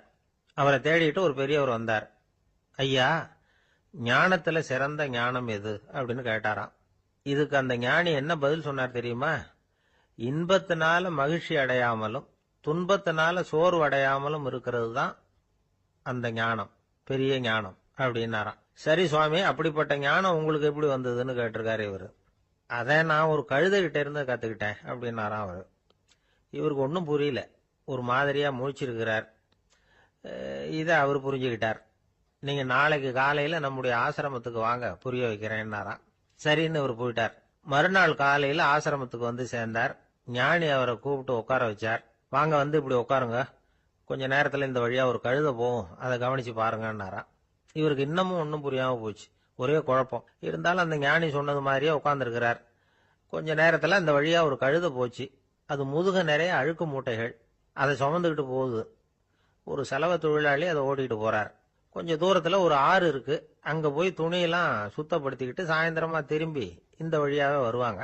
ஞானி சொன்னது மாதிரியே இந்த பெரியவர் அழுக்கு மூட்டையை சுமந்துக்கிட்டு போற அந்த கழுதையை கவனிச்சார். கழுதை போயிட்டுது. அதுக்கப்புறம் ஞானியை திரும்பி பார்த்தார். இப்ப அந்த ஞானி சொன்னார், சாயந்தரம் வரைக்கும் நீங்க இங்கேயே இருக்கணும்னார். அதே மாதிரி இவர் இருந்தார். சாயந்தரமா அந்த ஞானி சொன்னார், ஐயா இப்ப கொஞ்ச நேரத்துல அந்த கழுதை இந்த வழியா திரும்பி வரும், அதையும் கவனிச்சு பாருங்கன்னார். இவரும் கவனிச்சு பாக்குறார். கழுதை வந்தது. அது முதுகுல சலவை செய்யப்பட்ட துணி மூட்டை. அது பாட்டுக்கு சுமந்துக்கிட்டு போய்கிட்டு இருக்குது. பெரியவருக்கு ஒன்றும் புரியல. பொறுமை இழந்துட்டார். சரி சுவாமி, இந்த கழுதைக்கும் உங்க ஞானத்துக்கும் என்ன சம்பந்தம் அப்படின்னார். இப்ப அந்த ஞானி விளக்கினார். ஐயா, இந்த கழுதை இதே மாதிரி தினமும் காலையில அழுக்கு மூட்டைகளை சுமந்துக்கிட்டு ஆத்துக்கு போகுது. மாலையில வெண்மையான சுத்தமான துணிகளை சுமந்துக்கிட்டு திரும்பி ஊருக்கு போகுது. காலையில இது போகும் பொழுது முதுகுல அழுக்கு மூட்டைகளை சுமந்துக்கிட்டு போறோமேங்கிற வருத்தமும் அதுக்கு கிடையாது. சாயந்தரம் திரும்பி வரும்பொழுது சுத்தமான துணிகளை சுமந்துக்கிட்டு வர்றோமேங்கிற மகிழ்ச்சியும் அதுக்கு இல்லை. இதை பார்த்துதான் நான் அது மாதிரி ஞானத்தை கத்துக்கிட்டேன் அப்படின்னாராம்.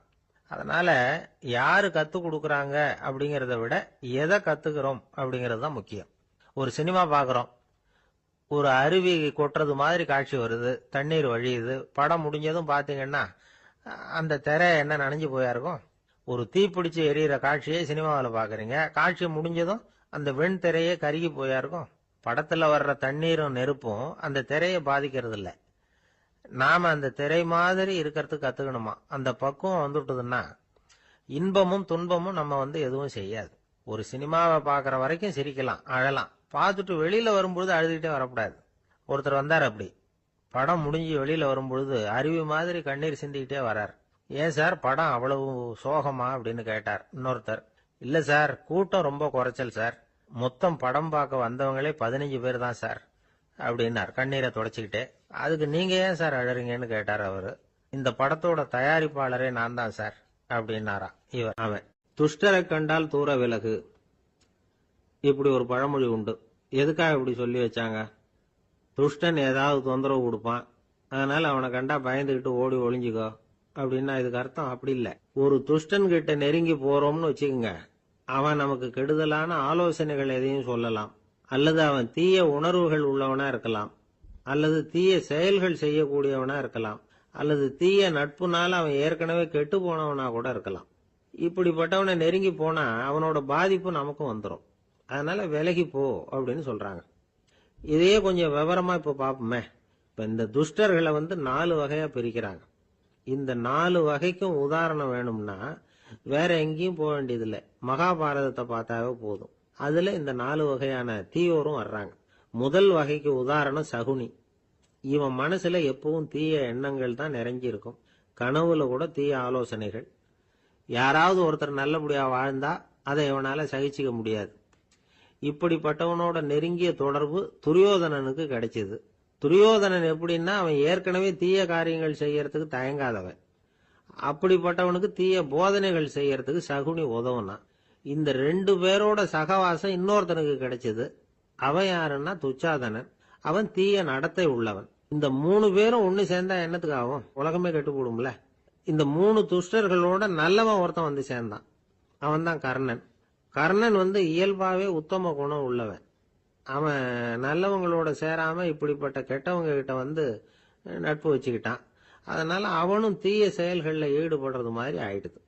துரியோதனனுடைய நண்பனா அவனுடைய ஆதரவுல வளர்ந்ததுனால அவனுக்கு துணையா இருக்க வேண்டி இருக்குது அப்படின்னா. நட்பு உரிமையினால உதவி புரிய வேண்டியது சரிதான், அது தப்புன்னு சொல்ல முடியாது. இருந்தாலும் தீய செயல்களுக்கு உதவி செய்யறது சரியில்லை. புத்தி பலம் புஜ பலம் எல்லாம் இருந்தா கூட தெய்வ பலம் இல்லைன்னா ஜெயிக்க முடியாது. கர்ணன் மகா வீரன். இருந்தாலும் கடைசியில் அவன் கதி என்னாச்சு? அவங்ககிட்ட எல்லா நல்ல குணங்களும் இருந்தது. இருந்தாலும் ஏன் இப்படி ஆச்சு? தீயவர்களுடைய சேர்க்கை தான் காரணம். அவங்களோட சேர்ந்ததுனால இவனையும் அப்படியே நினைக்க ஆரம்பிச்சுட்டாங்கல்ல. 4 வகை துஷ்டர்கள்ல இவனும் ஒரு வகை அப்படின்னு சொல்ல ஆரம்பிச்சிட்டாங்க. அதாவது தீய ஆலோசனைக்கு சகுனி, தீய உணர்வுகளுக்கு துரியோதனன், தீய செய்கைக்கு துச்சாதனன், தீய நட்புக்கு கர்ணன்.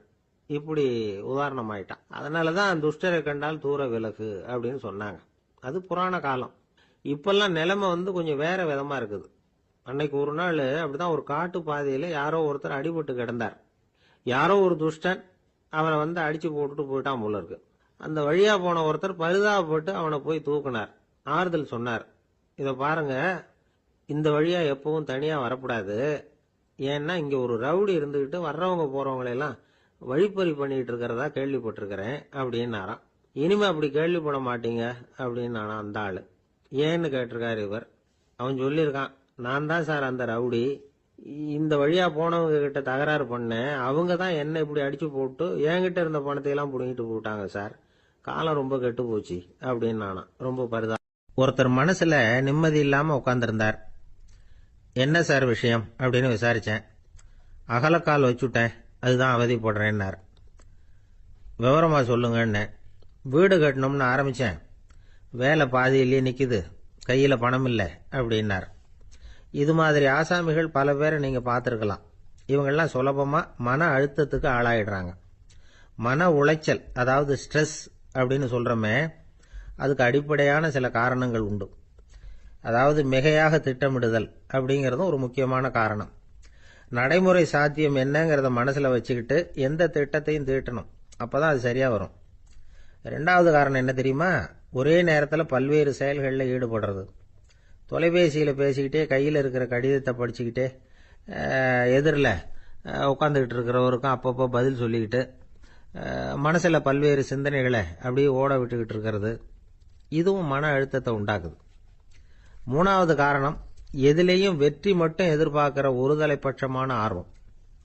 நாம தொட்டதெல்லாம் வெற்றியாவே முடியணும் அப்படின்னு எதிர்பார்க்கிறவங்க ஏதாவது ஒண்ணுல தோல்வியை கண்டா தோண்டு போயிடுறாங்க. எப்படியும் முடியலாம்ங்கிற எண்ணம் ஏற்கனவே நமக்குள்ள இருந்துட்டுதுன்னா அந்த அவஸ்தை வராது. அதனால அதுவும் நம்ம வளர்த்து கொள்ள வேண்டிய ஒரு குணம். மன உளைச்சல் ஏற்படுறதுக்கு இன்னொரு காரணம், எதையும் வேகமா செஞ்சுடணும் அப்படிங்கிற துடிப்பு. அந்த துடிப்பே மனசை அழுத்த ஆரம்பிச்சிடும். எந்த ஒரு காரியத்திலையும் தாமதமோ இடையூறோ ஏற்பட்டா அதை பொறுத்துக்கிற மனப்போக்கம் வேணும்.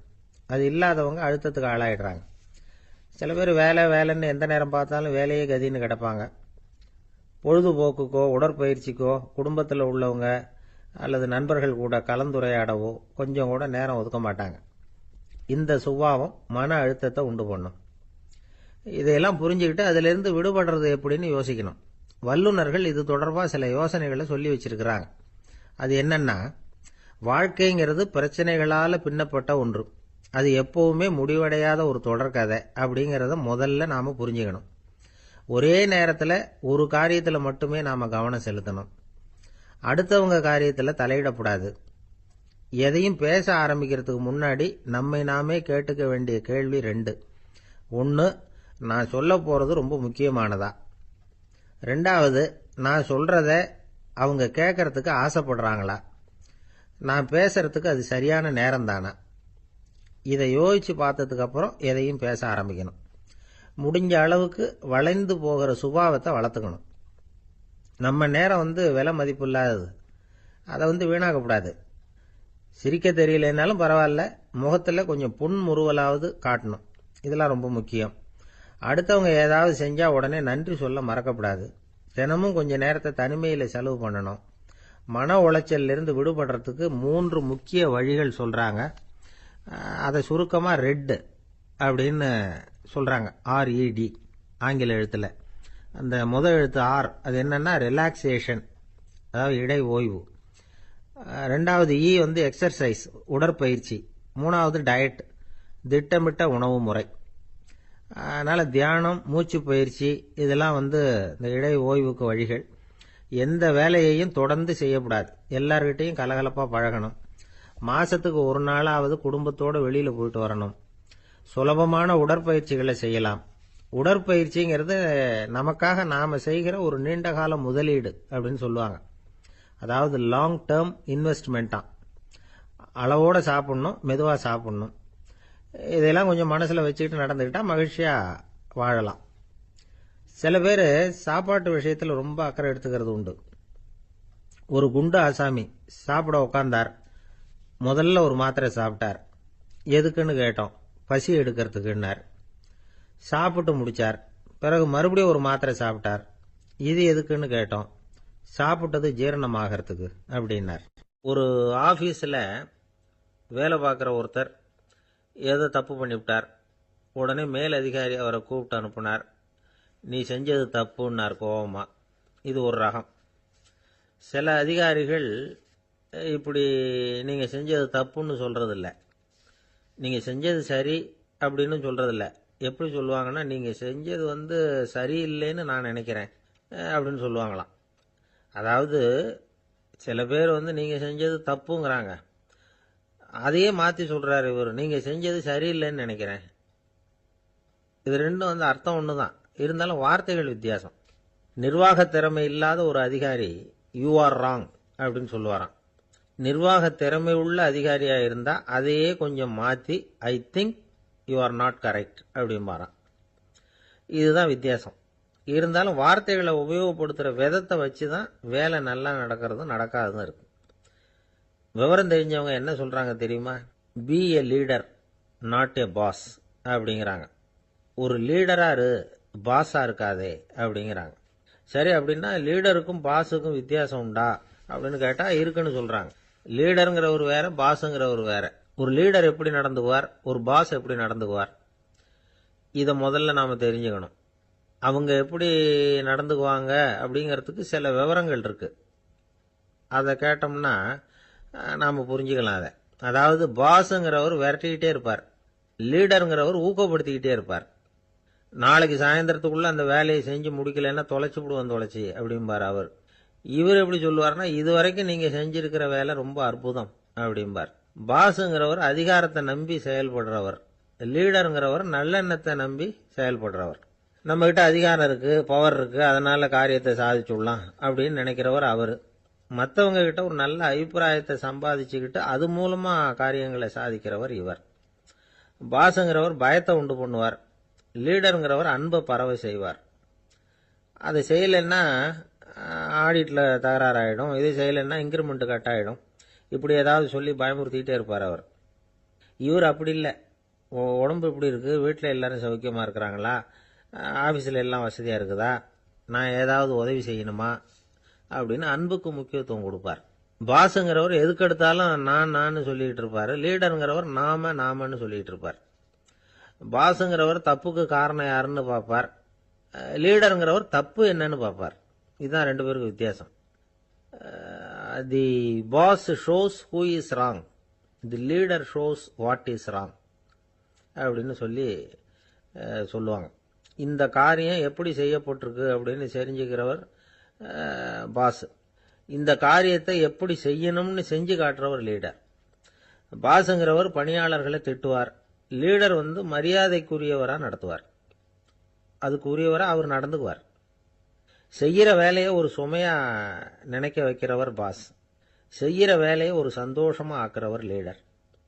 ஒரு முதலாளியா இருக்கிறவர் அல்லது ஒரு நிர்வாகியா இருக்கிறவர் இது மாதிரியான நுணுக்கங்களை எல்லாம் தெரிஞ்சு வச்சுக்கிறது நல்லது.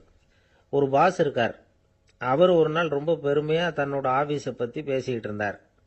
எனக்கு கீழே 200 பேர் வேலை செய்யறாங்க சார், நான் ஒரு கோடு கிழிச்சா அவங்க அதை தாண்டாத அளவுக்கு நான் நடந்துக்கிறேன் சார் அப்படின்னார் அவர். அது எப்படி முடியுது உங்களால அப்படின்னு கேட்டோம். நான் கோடே கிழிக்கிறது இல்லை சார் அப்படின்னார். என்ன சார் உங்க பையன் என்ன செஞ்சுட்டு இருக்கிறான் இப்போ அப்படின்னு கேட்டார் ஒருத்தர். அடிக்கடி கண்ணாடி முன்னாடி நின்று அழகு பார்த்துக்கிட்டு இருக்கிறான் சார் அப்படின்னாரு அப்பா. இளம் பருவம் இப்படிதான் இருக்கும், அதையெல்லாம் சாதாரணமாக நினைச்சுடாதீங்க அப்படின்னாரு அவரு. என்ன சார் சொல்றீங்க, கண்ணாடி முன்னாடி நின்றுக்கிட்டு நேரத்தை வீணாக்கிக்கிட்டு இருக்கான், அதை ஒரு பெரிய விஷயமா நான் நினைக்கணுமா அப்படின்னாரு இவர். இளம் பருவத்தில் இளைஞர்களுக்கும் சின்ன பொண்ணுங்களுக்கும் அடிக்கடி கண்ணாடியில் பார்க்கணும்னு தோணும். அது வெறுமனே அழகு பார்க்கறது மட்டும் இல்லை, அவங்க தங்களையே தேடி கண்டுபிடிக்கிற ஒரு முயற்சி அது. இது ஒரு மனோதத்துவ விளைவு. இது வரைக்கும் சின்ன பிள்ளையா இருந்துட்டோம், இனிமேல் நாமளும் மற்றவங்க மாதிரி மனிதர்கள் தான் அப்படிங்கிற உணர்வு அவங்களுக்கு வருது. தங்களோட முகம் எப்படி இருக்குது, அழகு எப்படி இருக்கு, உடம்பு நேரம் எப்படி இருக்கு, முடி எப்படி இருக்கு அப்படிங்கறதையெல்லாம் கண்டுபிடிக்கிறாங்க. அதுக்கப்புறம் இன்னொரு ஆணோ பொண்ணோ தன்னை கவனிக்கணும் அப்படின்னு நினைக்கிறாங்க. இதெல்லாம் மனோதத்துவ உண்மைகள், இதெல்லாம் இயற்கை. இதை பார்த்துட்டு பெத்தவங்க பிள்ளைங்க கெட்டு போட்டாங்க அப்படின்னு நினைக்கக்கூடாது, அவங்கள திட்டிக்கிட்டே இருக்கக்கூடாது. இன்னைக்கு பல குடும்பங்களில் இதுதான் நடந்துகிட்டு இருக்குது. மனுஷ வாழ்க்கையிலேயே இப்படியும் இல்லாத அப்படியும் இல்லாத ஒரு பருவம் வந்து இளம் பருவம். 13லேருந்து 19 வயசுக்கு உட்பட்ட ஆண்கள் பெண்கள் இந்த வகையை சேர்ந்தவங்க, டீனேஜ் குரூப். இவங்களை சின்னவங்கன்னு நினச்சிட முடியாது, பெரியவங்கன்னு நினச்சிட முடியாது. இவங்க ரொம்ப சென்சிட்டிவ். சமூகம் நினைச்சா இவங்களை வந்து நல்லவங்களாகவும் ஆக்கலாம், கெட்டவங்களாகவும் ஆக்கலாம். கொஞ்சம் அக்கறை எடுத்துக்கிட்டா பெரிய பெரிய மேதைகளையும் விஞ்ஞானிகளையும் உருவாக்கலாம். ஆனால் நடக்கிறது என்ன தெரியுமா? அநேகமாக இவங்களை யாருமே சரியாக புரிஞ்சுக்கிறது இல்லை, இவங்களை சரியாக நடத்துறதும் இல்லை.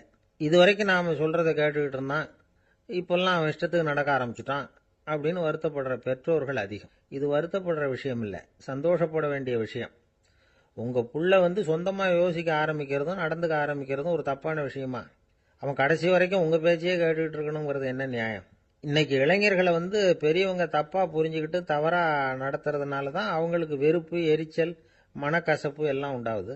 பெற்றவங்க சரியாக மதிக்கிறது இல்லை அப்படிங்கிற ஒரே காரணத்தினாலேயே வீணா போகிற பிள்ளைங்க இன்னைக்கு அதிகம். சரி, பெற்றவங்களுக்கு இன்னைக்கு என்னதான் புத்தி சொல்ல வர்றீங்க அப்படின்னு கேட்குறீங்களா? நாம எதையும் சொல்ல வரல, ஆனால் அது சம்பந்தமான சில நிபுணர்கள் சொல்லியிருக்கிறத உங்கள் காதில் போட்டு வைக்கலாம். அது என்னன்னா, பிள்ளைங்க கிட்ட அன்பு செலுத்துங்க. குழந்தையா இருந்தப்போ எவ்வளவு பாசமாக இருந்தீங்க, வளர வளர அதை ஏன் குறைச்சிக்கிறீங்க?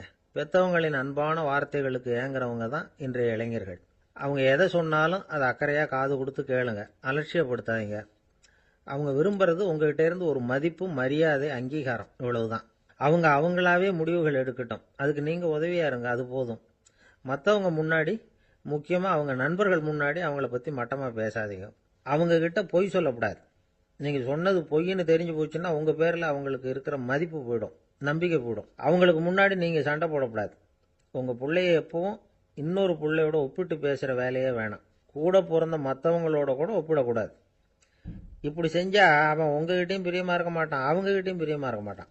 புள்ள எங்கே போகிறான், என்ன பண்ணுறான் அப்படின்னுலாம் வந்து துப்பறிஞ்சிக்கிட்டு இருக்கக்கூடாது.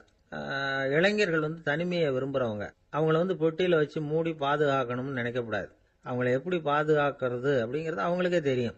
உங்கள் புள்ள எப்படி நடந்துக்கணும்னு நீங்கள் எதிர்பார்க்குறீங்களோ அது மாதிரி நீங்கள் நடந்து காட்டுங்க, அது போதும். ஒரு வீட்டில் அப்பாவும் அம்மாவும் பேசிக்கிட்டு இருக்கிறாங்க. என்னங்க, நம்ம பொண்ணு பெரியவளாயிட்டா, அடிக்கடி கண்ணாடி முன்னாடி போய் நின்றுக்கிட்டு இருக்கிறா, சீக்கிரமாக ஒரு பையனை பார்த்து கல்யாணத்தை முடிக்காமல் இப்படி மசன்னு கல் மாதிரி உட்காந்துருக்குறீங்களே அப்படின்னு சத்தம் போட்டாங்க. அந்த அம்மா, அவசரப்படாத, பார்க்கறதுக்கு கண்ணுக்கு அழகா லட்சணமா புத்திசாலியா ஒரு பையன் கிடைக்க வேணாமா, அதுதான் பார்த்துக்கிட்டு இருக்கிறேன் அப்படின்னாரு அப்பா. இதுக்கு அந்த அம்மா சொல்றாங்க, எங்க அப்பா இப்படியெல்லாம் நினைச்சுக்கிட்டு இருந்திருந்தா எனக்கு கல்யாணமே ஆயிருக்காது தெரியுமா அப்படின்னாங்களாம். திருப்பாவை 7ஆம் பாடல். நாயக பெண் பிள்ளையை எழுப்புகிறார்கள். கீசு கீசென்று எங்கும் ஆனைச்சாத்தன் கலந்து பேசின பேச்சரவம் கேட்டிலையோ பேய்ப் பெண்ணே, காசும் பிறப்பும் கலகலப்ப கைவேர்த்து வாசன் அருங்குடல் ஆய்ச்சியர் மத்தினால் ஓசைப்படுத்த தயிர் அரவம் கேட்டிலையோ நாயகப் பெண் பிள்ளாய் நாராயணன் மூர்த்தி, கேசவனைப் பாடவும் நீ கேட்டே கிடத்தியோ தேசமுடையாய் திரவேலோர் எம்பாவாய். எங்கள் குழுவுக்கு தலைவியானவளே, நல்ல அழகுடையவளே, கீசு கீசென்று ஆனைச்சாத்தன் பறவைகள் ஆணும் பெண்ணுமாய் தமக்குள் இன்பமாய் பேசிக்கொள்ளும் பேச்சு உன் காதில் விழவில்லையா? பொழுது விடிந்ததை அறியாமல் பேய்த்தூக்கம் தூங்குகிறாயே. நறுமணம் பொருந்திய குழல்களை உடைய ஆயர் மகளிர் அச்சுத்தாலியும் ஆமைத்தாலியும் ஒலிக்கும்படி தமது கைகளை மாற்றி மாற்றி மத்தினால் தயிர் கடையும் பெரிய ஒலி உன் காதில் விழவில்லையா? உயிர்களின் உள்ளும் புறமும் நிறைந்துள்ள நாராயணன், அழகிய வடிவை உடையவன், நமது ஆயர்பாடியில் கண்ணனாக வந்து தன்னை கொல்ல வந்த கம்சன் விடுத்த கேசி என்ற அரக்கனை கொன்று கேசவன் என்று பெயர் பெற்றவன்.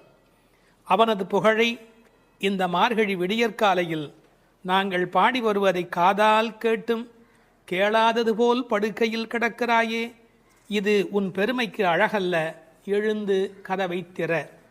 இது பாடலின் திரண்ட பொருள்.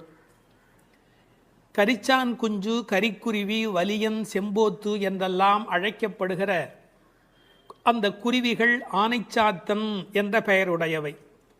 அவை ஒன்றோடு ஒன்று கலந்து பேசுகிற போது கீசு கீசு என்று ஒலி எழுப்புகின்றன. பறவைகளுடைய ஒலி கிசு கிசு என்று இருந்தாலும் அது கிருஷ்ண கிருஷ்ண என்று சொல்லுவதைப் போல பக்தர்கள் காதில் விழுகிறது. ஒரு இயற்கை ஒலியை பாடலில் கொண்டு வந்து காட்டுகிறார் ஆண்டாள் நாச்சியார். இயற்கை எழிலை முழுமையாக படம் பிடிக்கிறார். ஏன்? Nature is the body language of the God the Almighty. கடவுளின் உடல் மொழி எது என்று கேட்டால் இயற்கைதான் கடவுளின் உடல் மொழி. இந்த உலகம் பல சப்தங்களால் ஆனது. ஆனால் நமக்கு எந்த சப்தம் வேண்டுமோ அதைத்தான் நாம் கிரகித்துக் கொள்கிறோம். நமக்குரிய சப்தத்தை பிரித்தெடுப்பதுதான் வாழ்க்கையின் சூட்சமமே. வானொலி பெட்டியில் பாருங்கள், விதவிதமான அலைவரிசையில் பாடல் வரும், நாடகம் வரும், எத்தனையோ வரும், விளம்பரம் வரும். நீங்கள் எதை பிரித்து கேட்கிறீர்களோ அதுவே உங்களுக்குள் போகிறது. அதுபோல் பிரபஞ்சம் முழுவதும் பல்வேறு சப்தத்தால் நிறைந்திருந்தாலும் அவரவர்கள் அவரவருக்கு உரிய சப்தத்தை தான் எடுத்துக்கொள்ள முடியும்.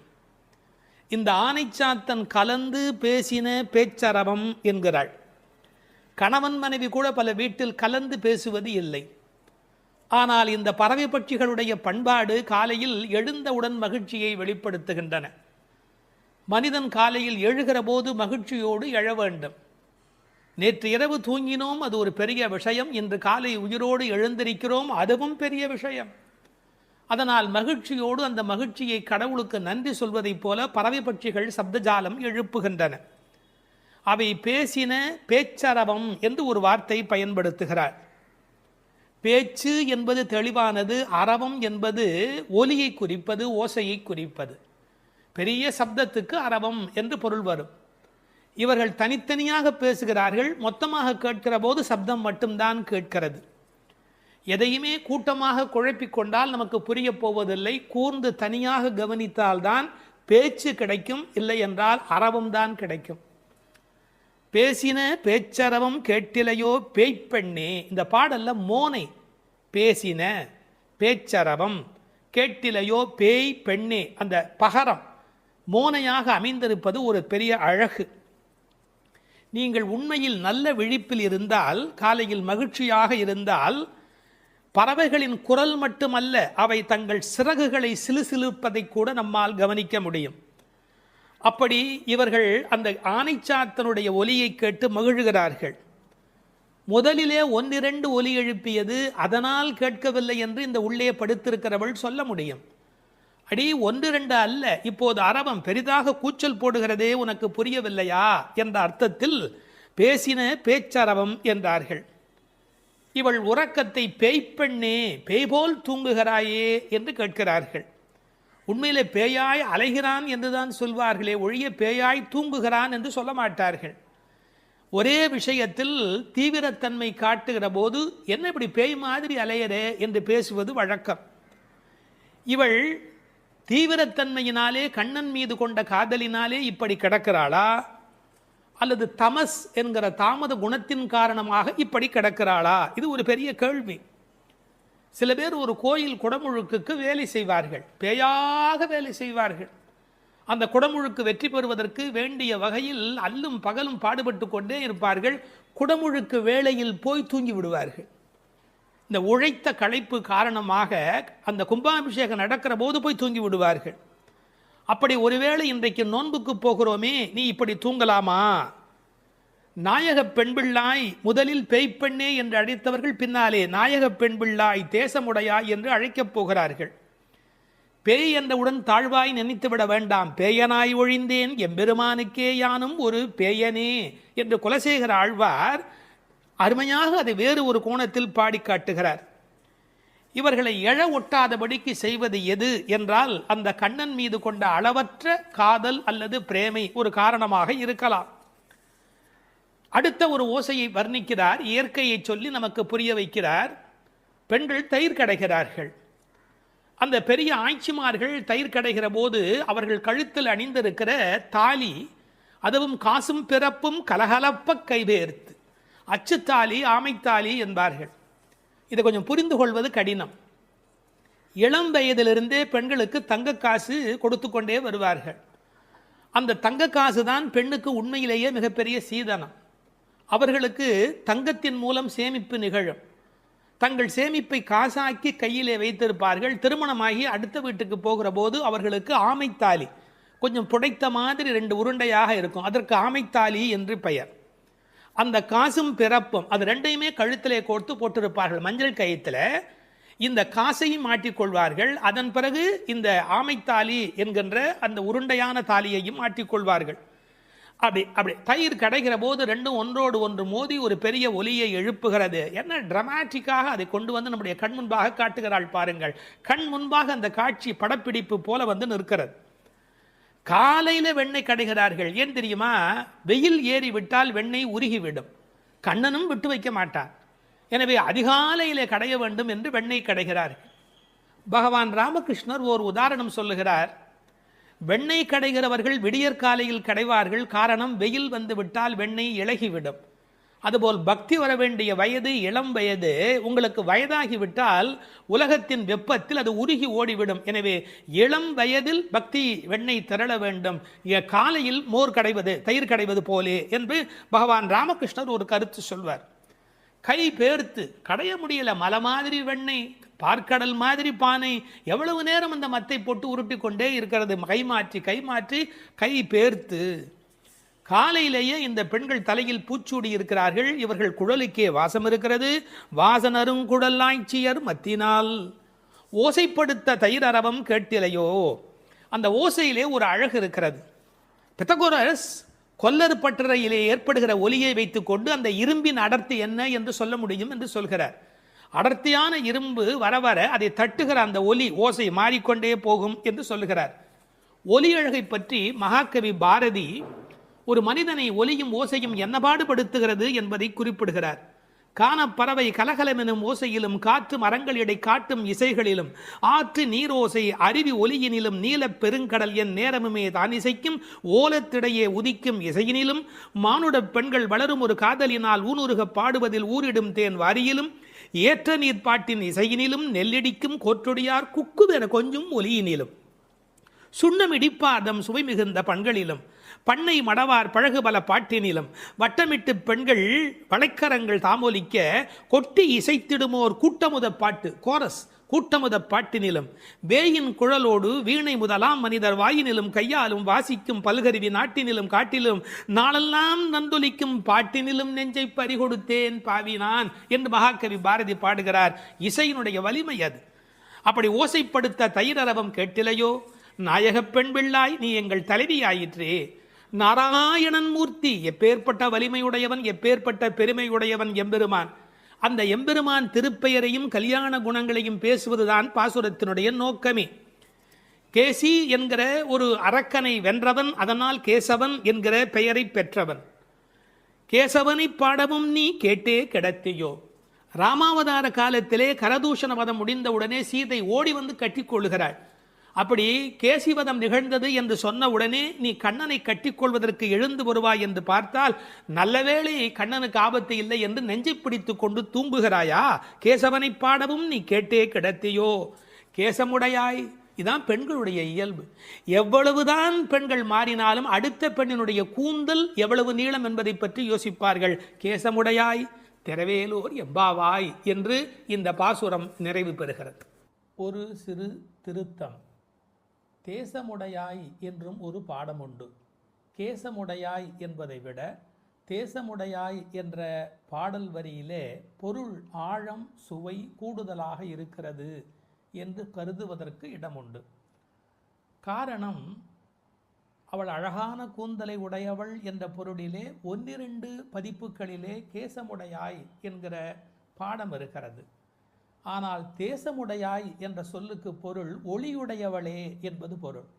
ஒரு பெண்ணை வர்ணிக்கிற போது ஒளிதான் பிரதானம், பொன்னின் ஒளி பூவின் வெறி என்று சீதா பிராட்டியாரை கவி சக்கரவர்த்தி கம்பன் வர்ணிக்கின்றார். கண்ணனுடைய நினைப்பில் எப்போதும் ஒளி உடையவளாக விளங்குகின்றாள் என்ற பொருளிலே தேசமுடையாய் என்கிற பாடம் சுவையான, அழுத்தமான, ஆழமான, பெரும்பகுதி பதிப்புகளில் காணப்படுகிற பாடம் என்பதையும் சொல்லிக்கொள்ள விரும்புகிறேன். வணக்கம்.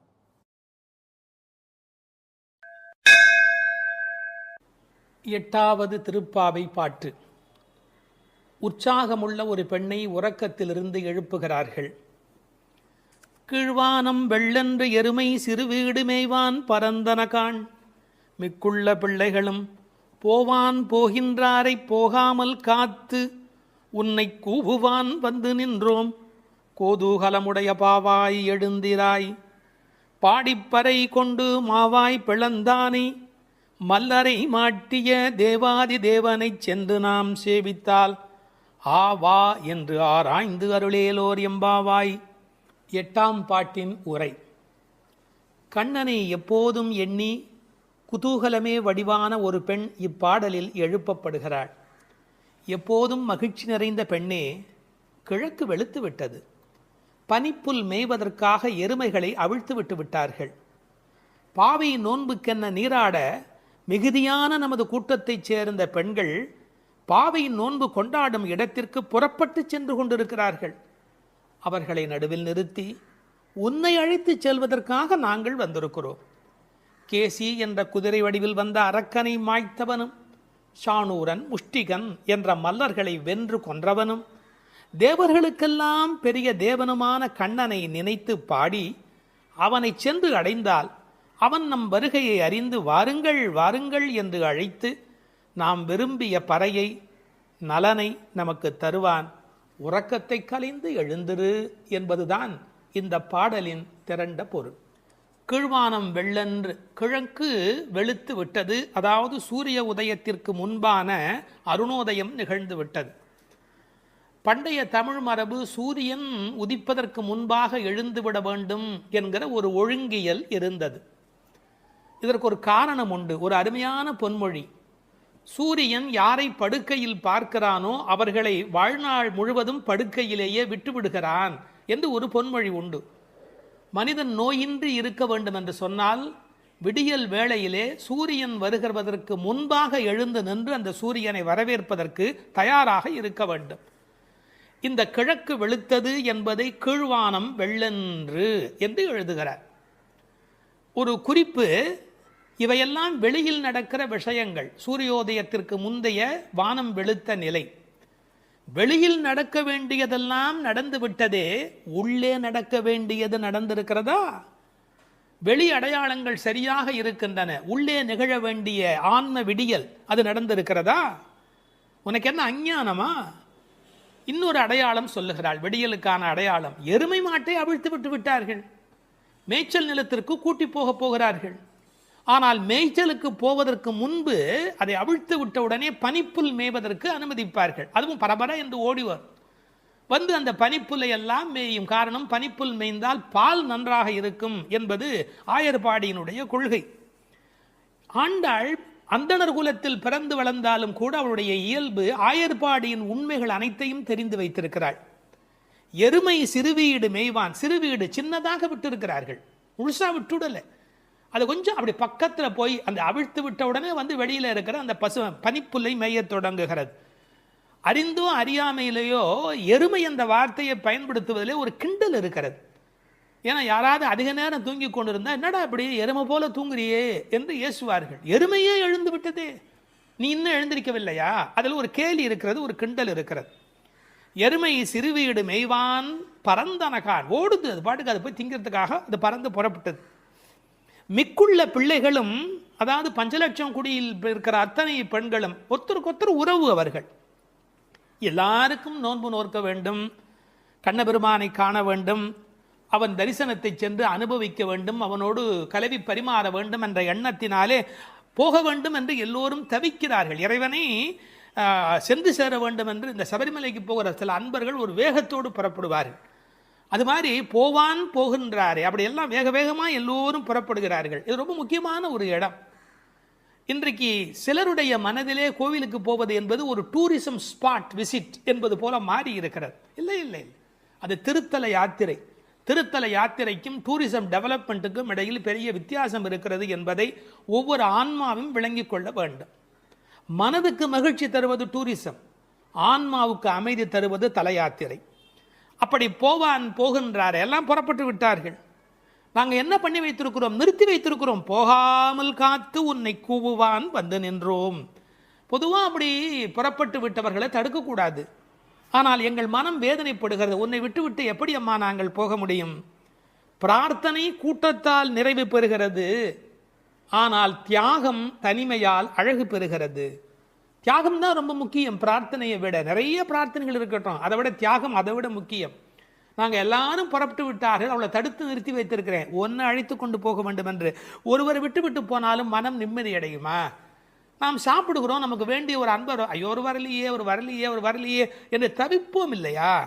அதுபோல் கண்ணனை அனுபவிக்கின்ற அனுபவத்திலே ஒருத்தி விட்டு போனாலும் அவர்கள் மனது வேதனைப்படுகிறது. அதனால் போகின்றாரே போகாமல் காத்து உன்னை கூவுவான் வந்து, உன்னை கூப்பிடுவதற்காக வந்து நிற்கிறோம். ஒரு அழகான வார்த்தை நான் படித்தது, காத்திருப்பதற்கு அதிக பொறுப்பு வேண்டும். இந்த உலகத்தில் ஒரு விஷயத்துக்கு காத்திருப்பது என்பதற்கு கூடுதலான பொறுப்பு வேண்டும். கல்யாண பந்தியிலேயே பல பேர் பரபரக்கிறார்கள், கூப்பிடாமலேயே சாப்பிட ஓடுகிறார்கள். ஆனால் இவர்கள் பக்திக்கு போகிற போது கூட ஒருத்தி வர வேண்டுமே என்று காத்திருக்கிறார்கள். பொறுமை உள்ளவர்களே இந்த உலகத்தை ஒளிமயமாக ஆக்குகிறார்கள். யான் பெற்ற இன்பம் பெருக இவ்வையகம் என்று எண்ண வேண்டும் அல்லவா? இன்னும் ஒரு வார்த்தை சேர்த்தே சொல்லுகிறேன், பொறுமை கூட ஒரு வழிபாடுதான். பொறுமை கூட ஒரு உயர்ந்த வழிபாடுதான். வழிபாட்டின் ஓர் அங்கம் அல்ல பொறுமை என்பது, வழிபாட்டின் ஓர் அங்கம் அல்ல, பொறுமையே ஒரு பெரிய வழிபாடு. கடைசி மாணவனுக்கும் பாடம் சொல்லிக் கொடுக்கிறவரே நல்லாசிரியர். அதுபோல் உன்னை விட்டு விட்டு போக எங்களுக்கு மரம் வரவில்லை அடி அம்மா, அதனால் உனக்காக காத்திருக்கிறோம். ஏனென்றால் நீ வந்தால் அந்த இடம் கலகலப்பாக இருக்கும். கோதூகலமுடைய பாவாய் எழுந்திராய். சாதாரணமாகவே இளம்பெண்கள் எப்போவுமே சிரித்தபடி இருப்பார்கள். அவள் இருக்கிற இடத்துல சத்தம் ஜாஸ்தியாக இருக்கும். விஞ்ஞானத்திலேயே ஆண் மூளை பெண் மூளையை பற்றி பிரித்து வைத்து சொல்கிறார்கள். ஆணினுடைய மூளையிலே பேசுவதற்கான பேச்சு மையம் என்பது மிக குறைவு. ஆனால் பெண்ணினுடைய மூளை அமைப்பிலே பேசுவதற்கான மையம் என்கிற அந்த தன்மை கூடுதல். மொழி வளம் என்பது ஒரு பெண்ணுக்கு எளிமையாக வரும். மொழி வளம் என்பது ஆண் பருவமடைய அவருடைய பேச்சிலே அது வராது. கோதூகலமுடைய பாவாய், எப்போதும் உற்சாகமாக இருக்கிறவள். பாடிப்பறை கொண்டு, என்ன பொருள்? நாம் போய் பாடினால் அவன் பறை நமக்கு தருவான். இதற்கு வெளிப்படையான பொருள் நோன்புக்குரிய அந்த மண்ணினால் செய்யப்பட்ட தோல் கருவியாகிய பறை.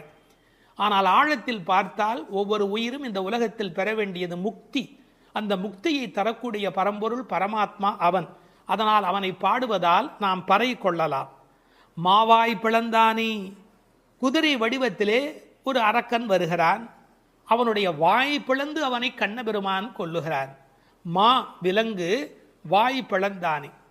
இந்த திருக்குறளில் கூட ஒரு குறள் வரும், மயிர் நீப்பின் வாழா கவரி மா அன்னார். அதை கவரி மான்னு படிப்பார்கள். இல்லை, மானா விலங்கு, பனிமலையில் இருக்கிற விலங்கு. அது ஒரு வகையான குதிரை, யாக். அது என்னன்னு கேட்டால், அதுக்கு மேலே இருக்கிற அந்த தோல் ரோமம் நீங்கி விட்டுதுன்னு வச்சுங்க, அந்த குடலில் அதால் வாழ முடியாது. மா என்பது ஒரு வகையான விலங்கு. மா வாய் பிளந்தானே, மல்லரை மாட்டிய தேவாதி தேவனை. கண்ணனுடைய வாழ்க்கை முழுக்க பார்த்தா அசுரர்கள் வந்து கொண்டே இருக்கிறார்கள், மோதி மோதி சாகிறார்கள்.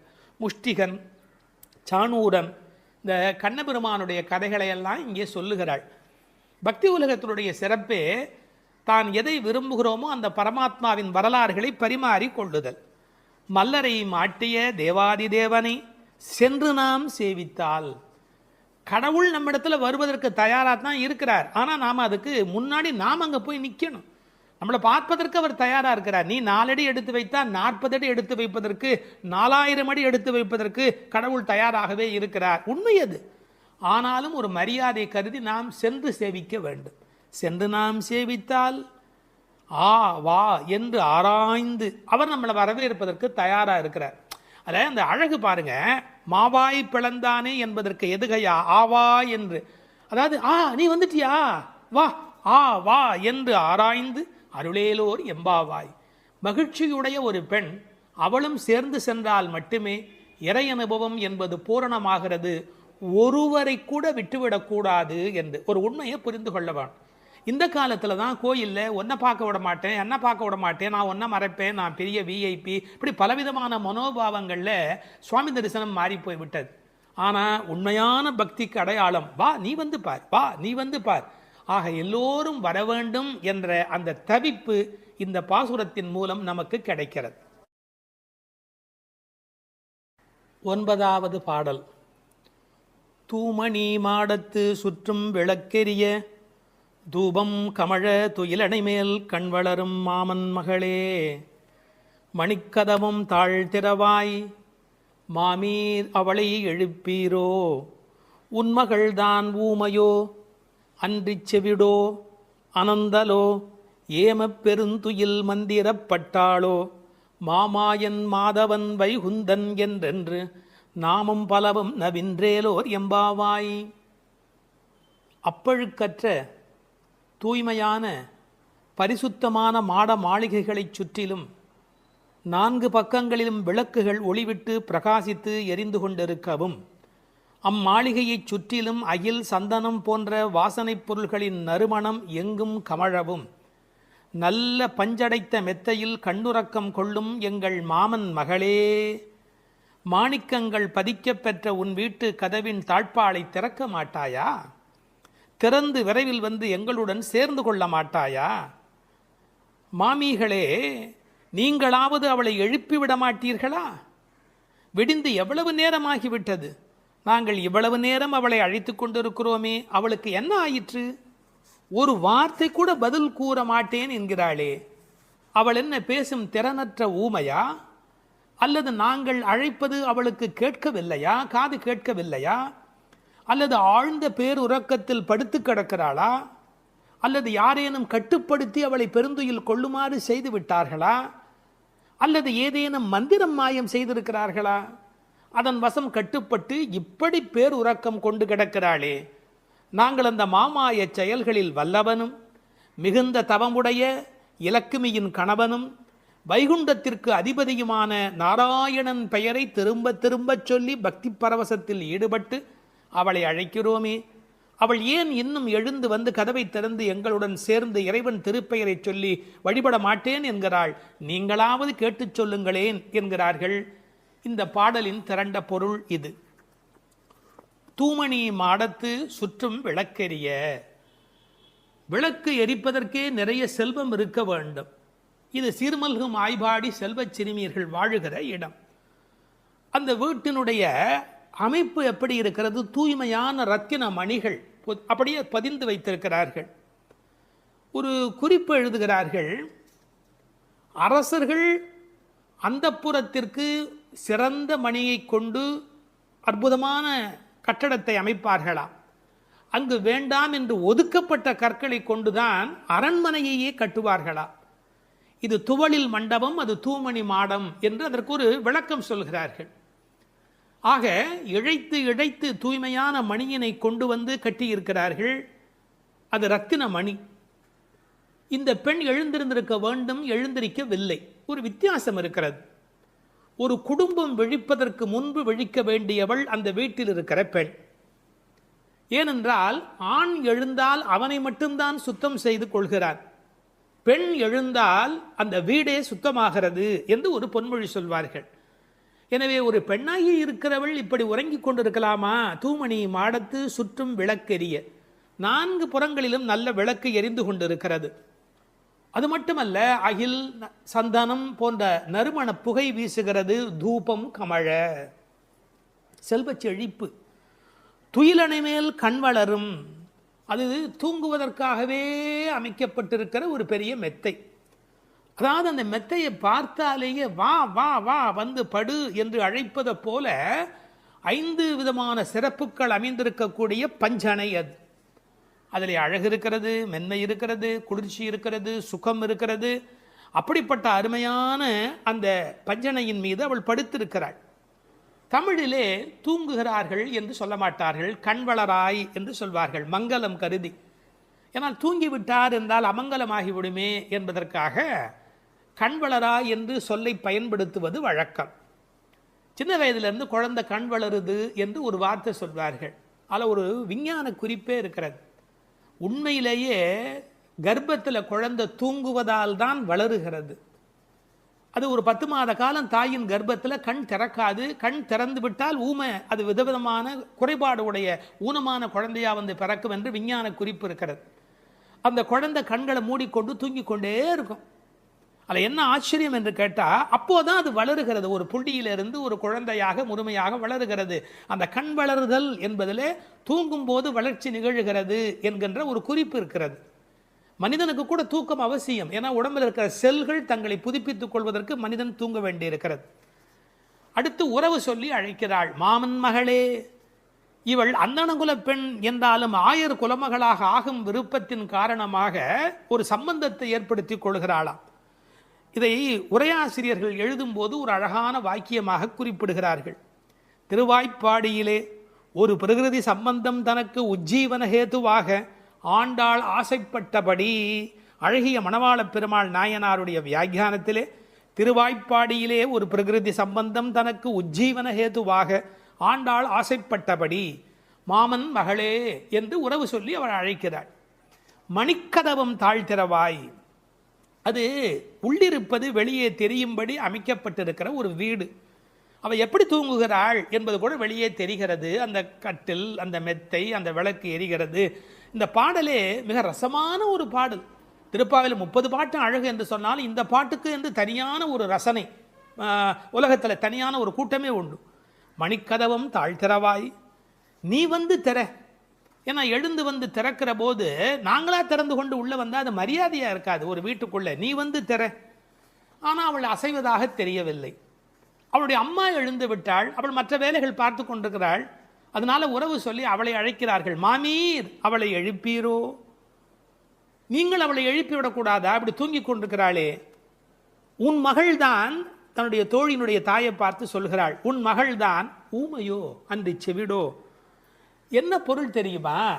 பேச்சு வராதவர்கள் என்று பொருள் அல்ல. ஊமை என்ற சொல்லுக்கு இறை நாமம் சொல்லாதவர் என்று பொருள் என்று எழுதுகிறார். இறைவனுடைய நாமத்தை சொல்ல வேண்டிய சந்தர்ப்பத்தில் சொல்லவில்லை என்றால் பிறகு நாக்கிருந்து என்ன பையன்? பேசாத நாளெல்லாம் பிறவா நாளே என்பார்கள் அல்லவா? உண்ணா நாள் என்பது இந்த உலகத்தில் சாப்பிடாத நாள் அல்ல, உன்னை வணங்காத நாள் தான் உண்மையிலேயே உண்ணா நாள் என்று குறிப்பிடுவார்கள். ஊமையோ அன்றி செவிடோ. என இறைவன் புகழ் கேளாத செவியென்ன செவியே என்று சிலப்பதிகாரம் பேசும். இந்த பெருமானுடைய புகழை நாங்கள் சொல்லுகிறோம், அவள் காதிருந்தும் கேட்கவில்லையே. நேற்று வரை நன்றாக பேசினாளே, இன்று என்ன ஊமையாகி விட்டாளா? அழைப்பு அவள் காதில் போய் விழவில்லையா? அல்லது இரண்டுமே அவளுக்கு இணைந்து விட்டதா? சோம்பல் வயப்பட்டாளா? யாரேனும் மந்திரம் மாயம் செய்து விட்டார்களா? என்ன நடந்து விட்டது? ஊமையோ அன்றி செவிடோ. மாமாயன் மாதவன் வைகுந்தன் என்றென்று நாமும் பலவும் நவின்றேலோர் எம்பாவாய். ஏன்னா மந்திர துயில் பட்டாளே. இப்படி அவள் பிடிவாதமான ஒரு தூக்கத்தில் போய் மாட்டிக்கொண்டு இருக்கிறாளே. நாங்கள் அழைக்கிறோம். எதை சொல்லி அழைக்கிறோம்? மாமாயன், மகா மாயையில் வல்லவனாகிய பெருமான். மாதவன் நம்முடைய சாதாரண தவம் அல்ல, எல்லா தவங்களுக்கும் அப்பாற்பட்ட பெரும்பொருள். அந்த தவத்தால் அடைய வேண்டியவன் கருணையினால் தானாகவே நம்மிடத்தில் வருவதால் அவன் மாதவன். வைகுந்தத்தில் இருக்கிறவன் என்றாலும் கருணை காரணமாக ஒவ்வொரு கோயிலிலும் அர்ச்சாவதாரத்தில் எழுந்தருளி இருக்கின்றவன். வைகுண்டபதி என்றாலும் இந்த பூமிக்கு கிடைக்கிறவன். வைகுந்தன் என்றென்று நாமும் பலவும் நவின்று. உண்மையிலேயே திருப்பாவையினுடைய நோக்கமே இறைவனுடைய நாமத்தை பல வகையில் சொல்வது. இறைவனுடைய நாமத்துக்கு மிகுந்த சக்தி அதிகம். கட்டிப்பொன் போலே அவன், பணிப்பொன் போலே திருநாமம் என்று உரை எழுதுவார்கள். அதாவது தங்கத்தில் ஒரு பெரிய கட்டி இருந்தால் கூட அதை வைத்துக்கொண்டு என்ன பண்ணுவது? ஆனால் பணிக்கப்பட்ட பொன், வளைக்கப்பட்ட பொன்னாக இருந்தால் அது பல சமயத்தில் ஆபத்துக்கு உதவும். ஒரு மோதிரமாக இருந்தால் அடகு கடையில் வைத்து கூட ஒரு ஆபத்திலேருந்து வெளியில் வரலாம். இறைவன் வைகுந்தத்திலே இருக்கிறான் என்று சொன்னால் கட்டிப்பொன் போலே, ஆனால் பணிப்பொன் போலே அவனுடைய திருநாமம், நாமம் பலவும். இன்னும் கூட நிறைய விளக்கங்கள் சொல்வார்கள். இறைவனுடைய நாமம் இறைவனை விட செல்வாக்கு உடையது என்று. ஒரு வங்கிக்கு போகிறோம், செக்கில் கையெழுத்து போட்டு கொடுத்தா நம்ம கையெழுத்துக்கு தான் அதிக பலம் இருக்குமே ஒழிய நாமே போய் நின்று கொண்டு பணம் கொடுன்னு கேட்டால் கூட கொடுக்கறதுக்கு யோசிப்பா. எப்படி கொடுப்பார்கள்? கையெழுத்துக்கு அவ்வளோ பெரிய சக்தி இருக்கிறது. அதுபோல் நாமும் இறைவனை காட்டிலும் வலிமை உடையது என்று ஒரு குறிப்பு சொல்வார்கள். ஒரு சின்ன வரலாறு. காஞ்சி மகா சுவாமிகள் உடல்நல குறைவு மாதிரி ஜுரத்தில் இருக்கிறார்கள். மருத்துவர் வர சொன்னார்கள். அவர் உடனே மருந்தெல்லாம் கொடுக்க வேண்டி இருக்குமோ என்ற எண்ணத்தில் அவர் வந்தார். உன்னை யார் இப்படிலாம் வர சொன்னா? நீ உட்கார், நான் இப்போ என்னுடைய டெம்பரேச்சர் எடுத்துக்கோ, விஷ்ணு சஹஸ்ரநாமம் சொல்ல போகிறேன், சொல்லி முடிச்சதுக்கப்புறம் டெம்பரேச்சர் எப்படி இருக்கு பார் அப்படின்னு சொல்லிட்டு விஷ்ணு சஹஸ்ரநாமம் சொல்லுவதற்கு முன்பு ஜுரம் இருந்தது. சொல்லி முடித்த பிறகு ஜுரம் இல்லவே இல்லை. உன்னை எதுக்கு தெரியுமா கூப்பிட்டேன், மருந்து கொடுத்து தான் இதை காப்பாற்றணுங்கிறது இல்லை, விஷ்ணு சஹஸ்ரநாமம் சொன்னாலேயே ஜுரம் போயிடும்னு தெரிஞ்சுக்கோ என்று ஒரு செய்தி சொன்னதாக ஒரு வரலாறு உண்டு.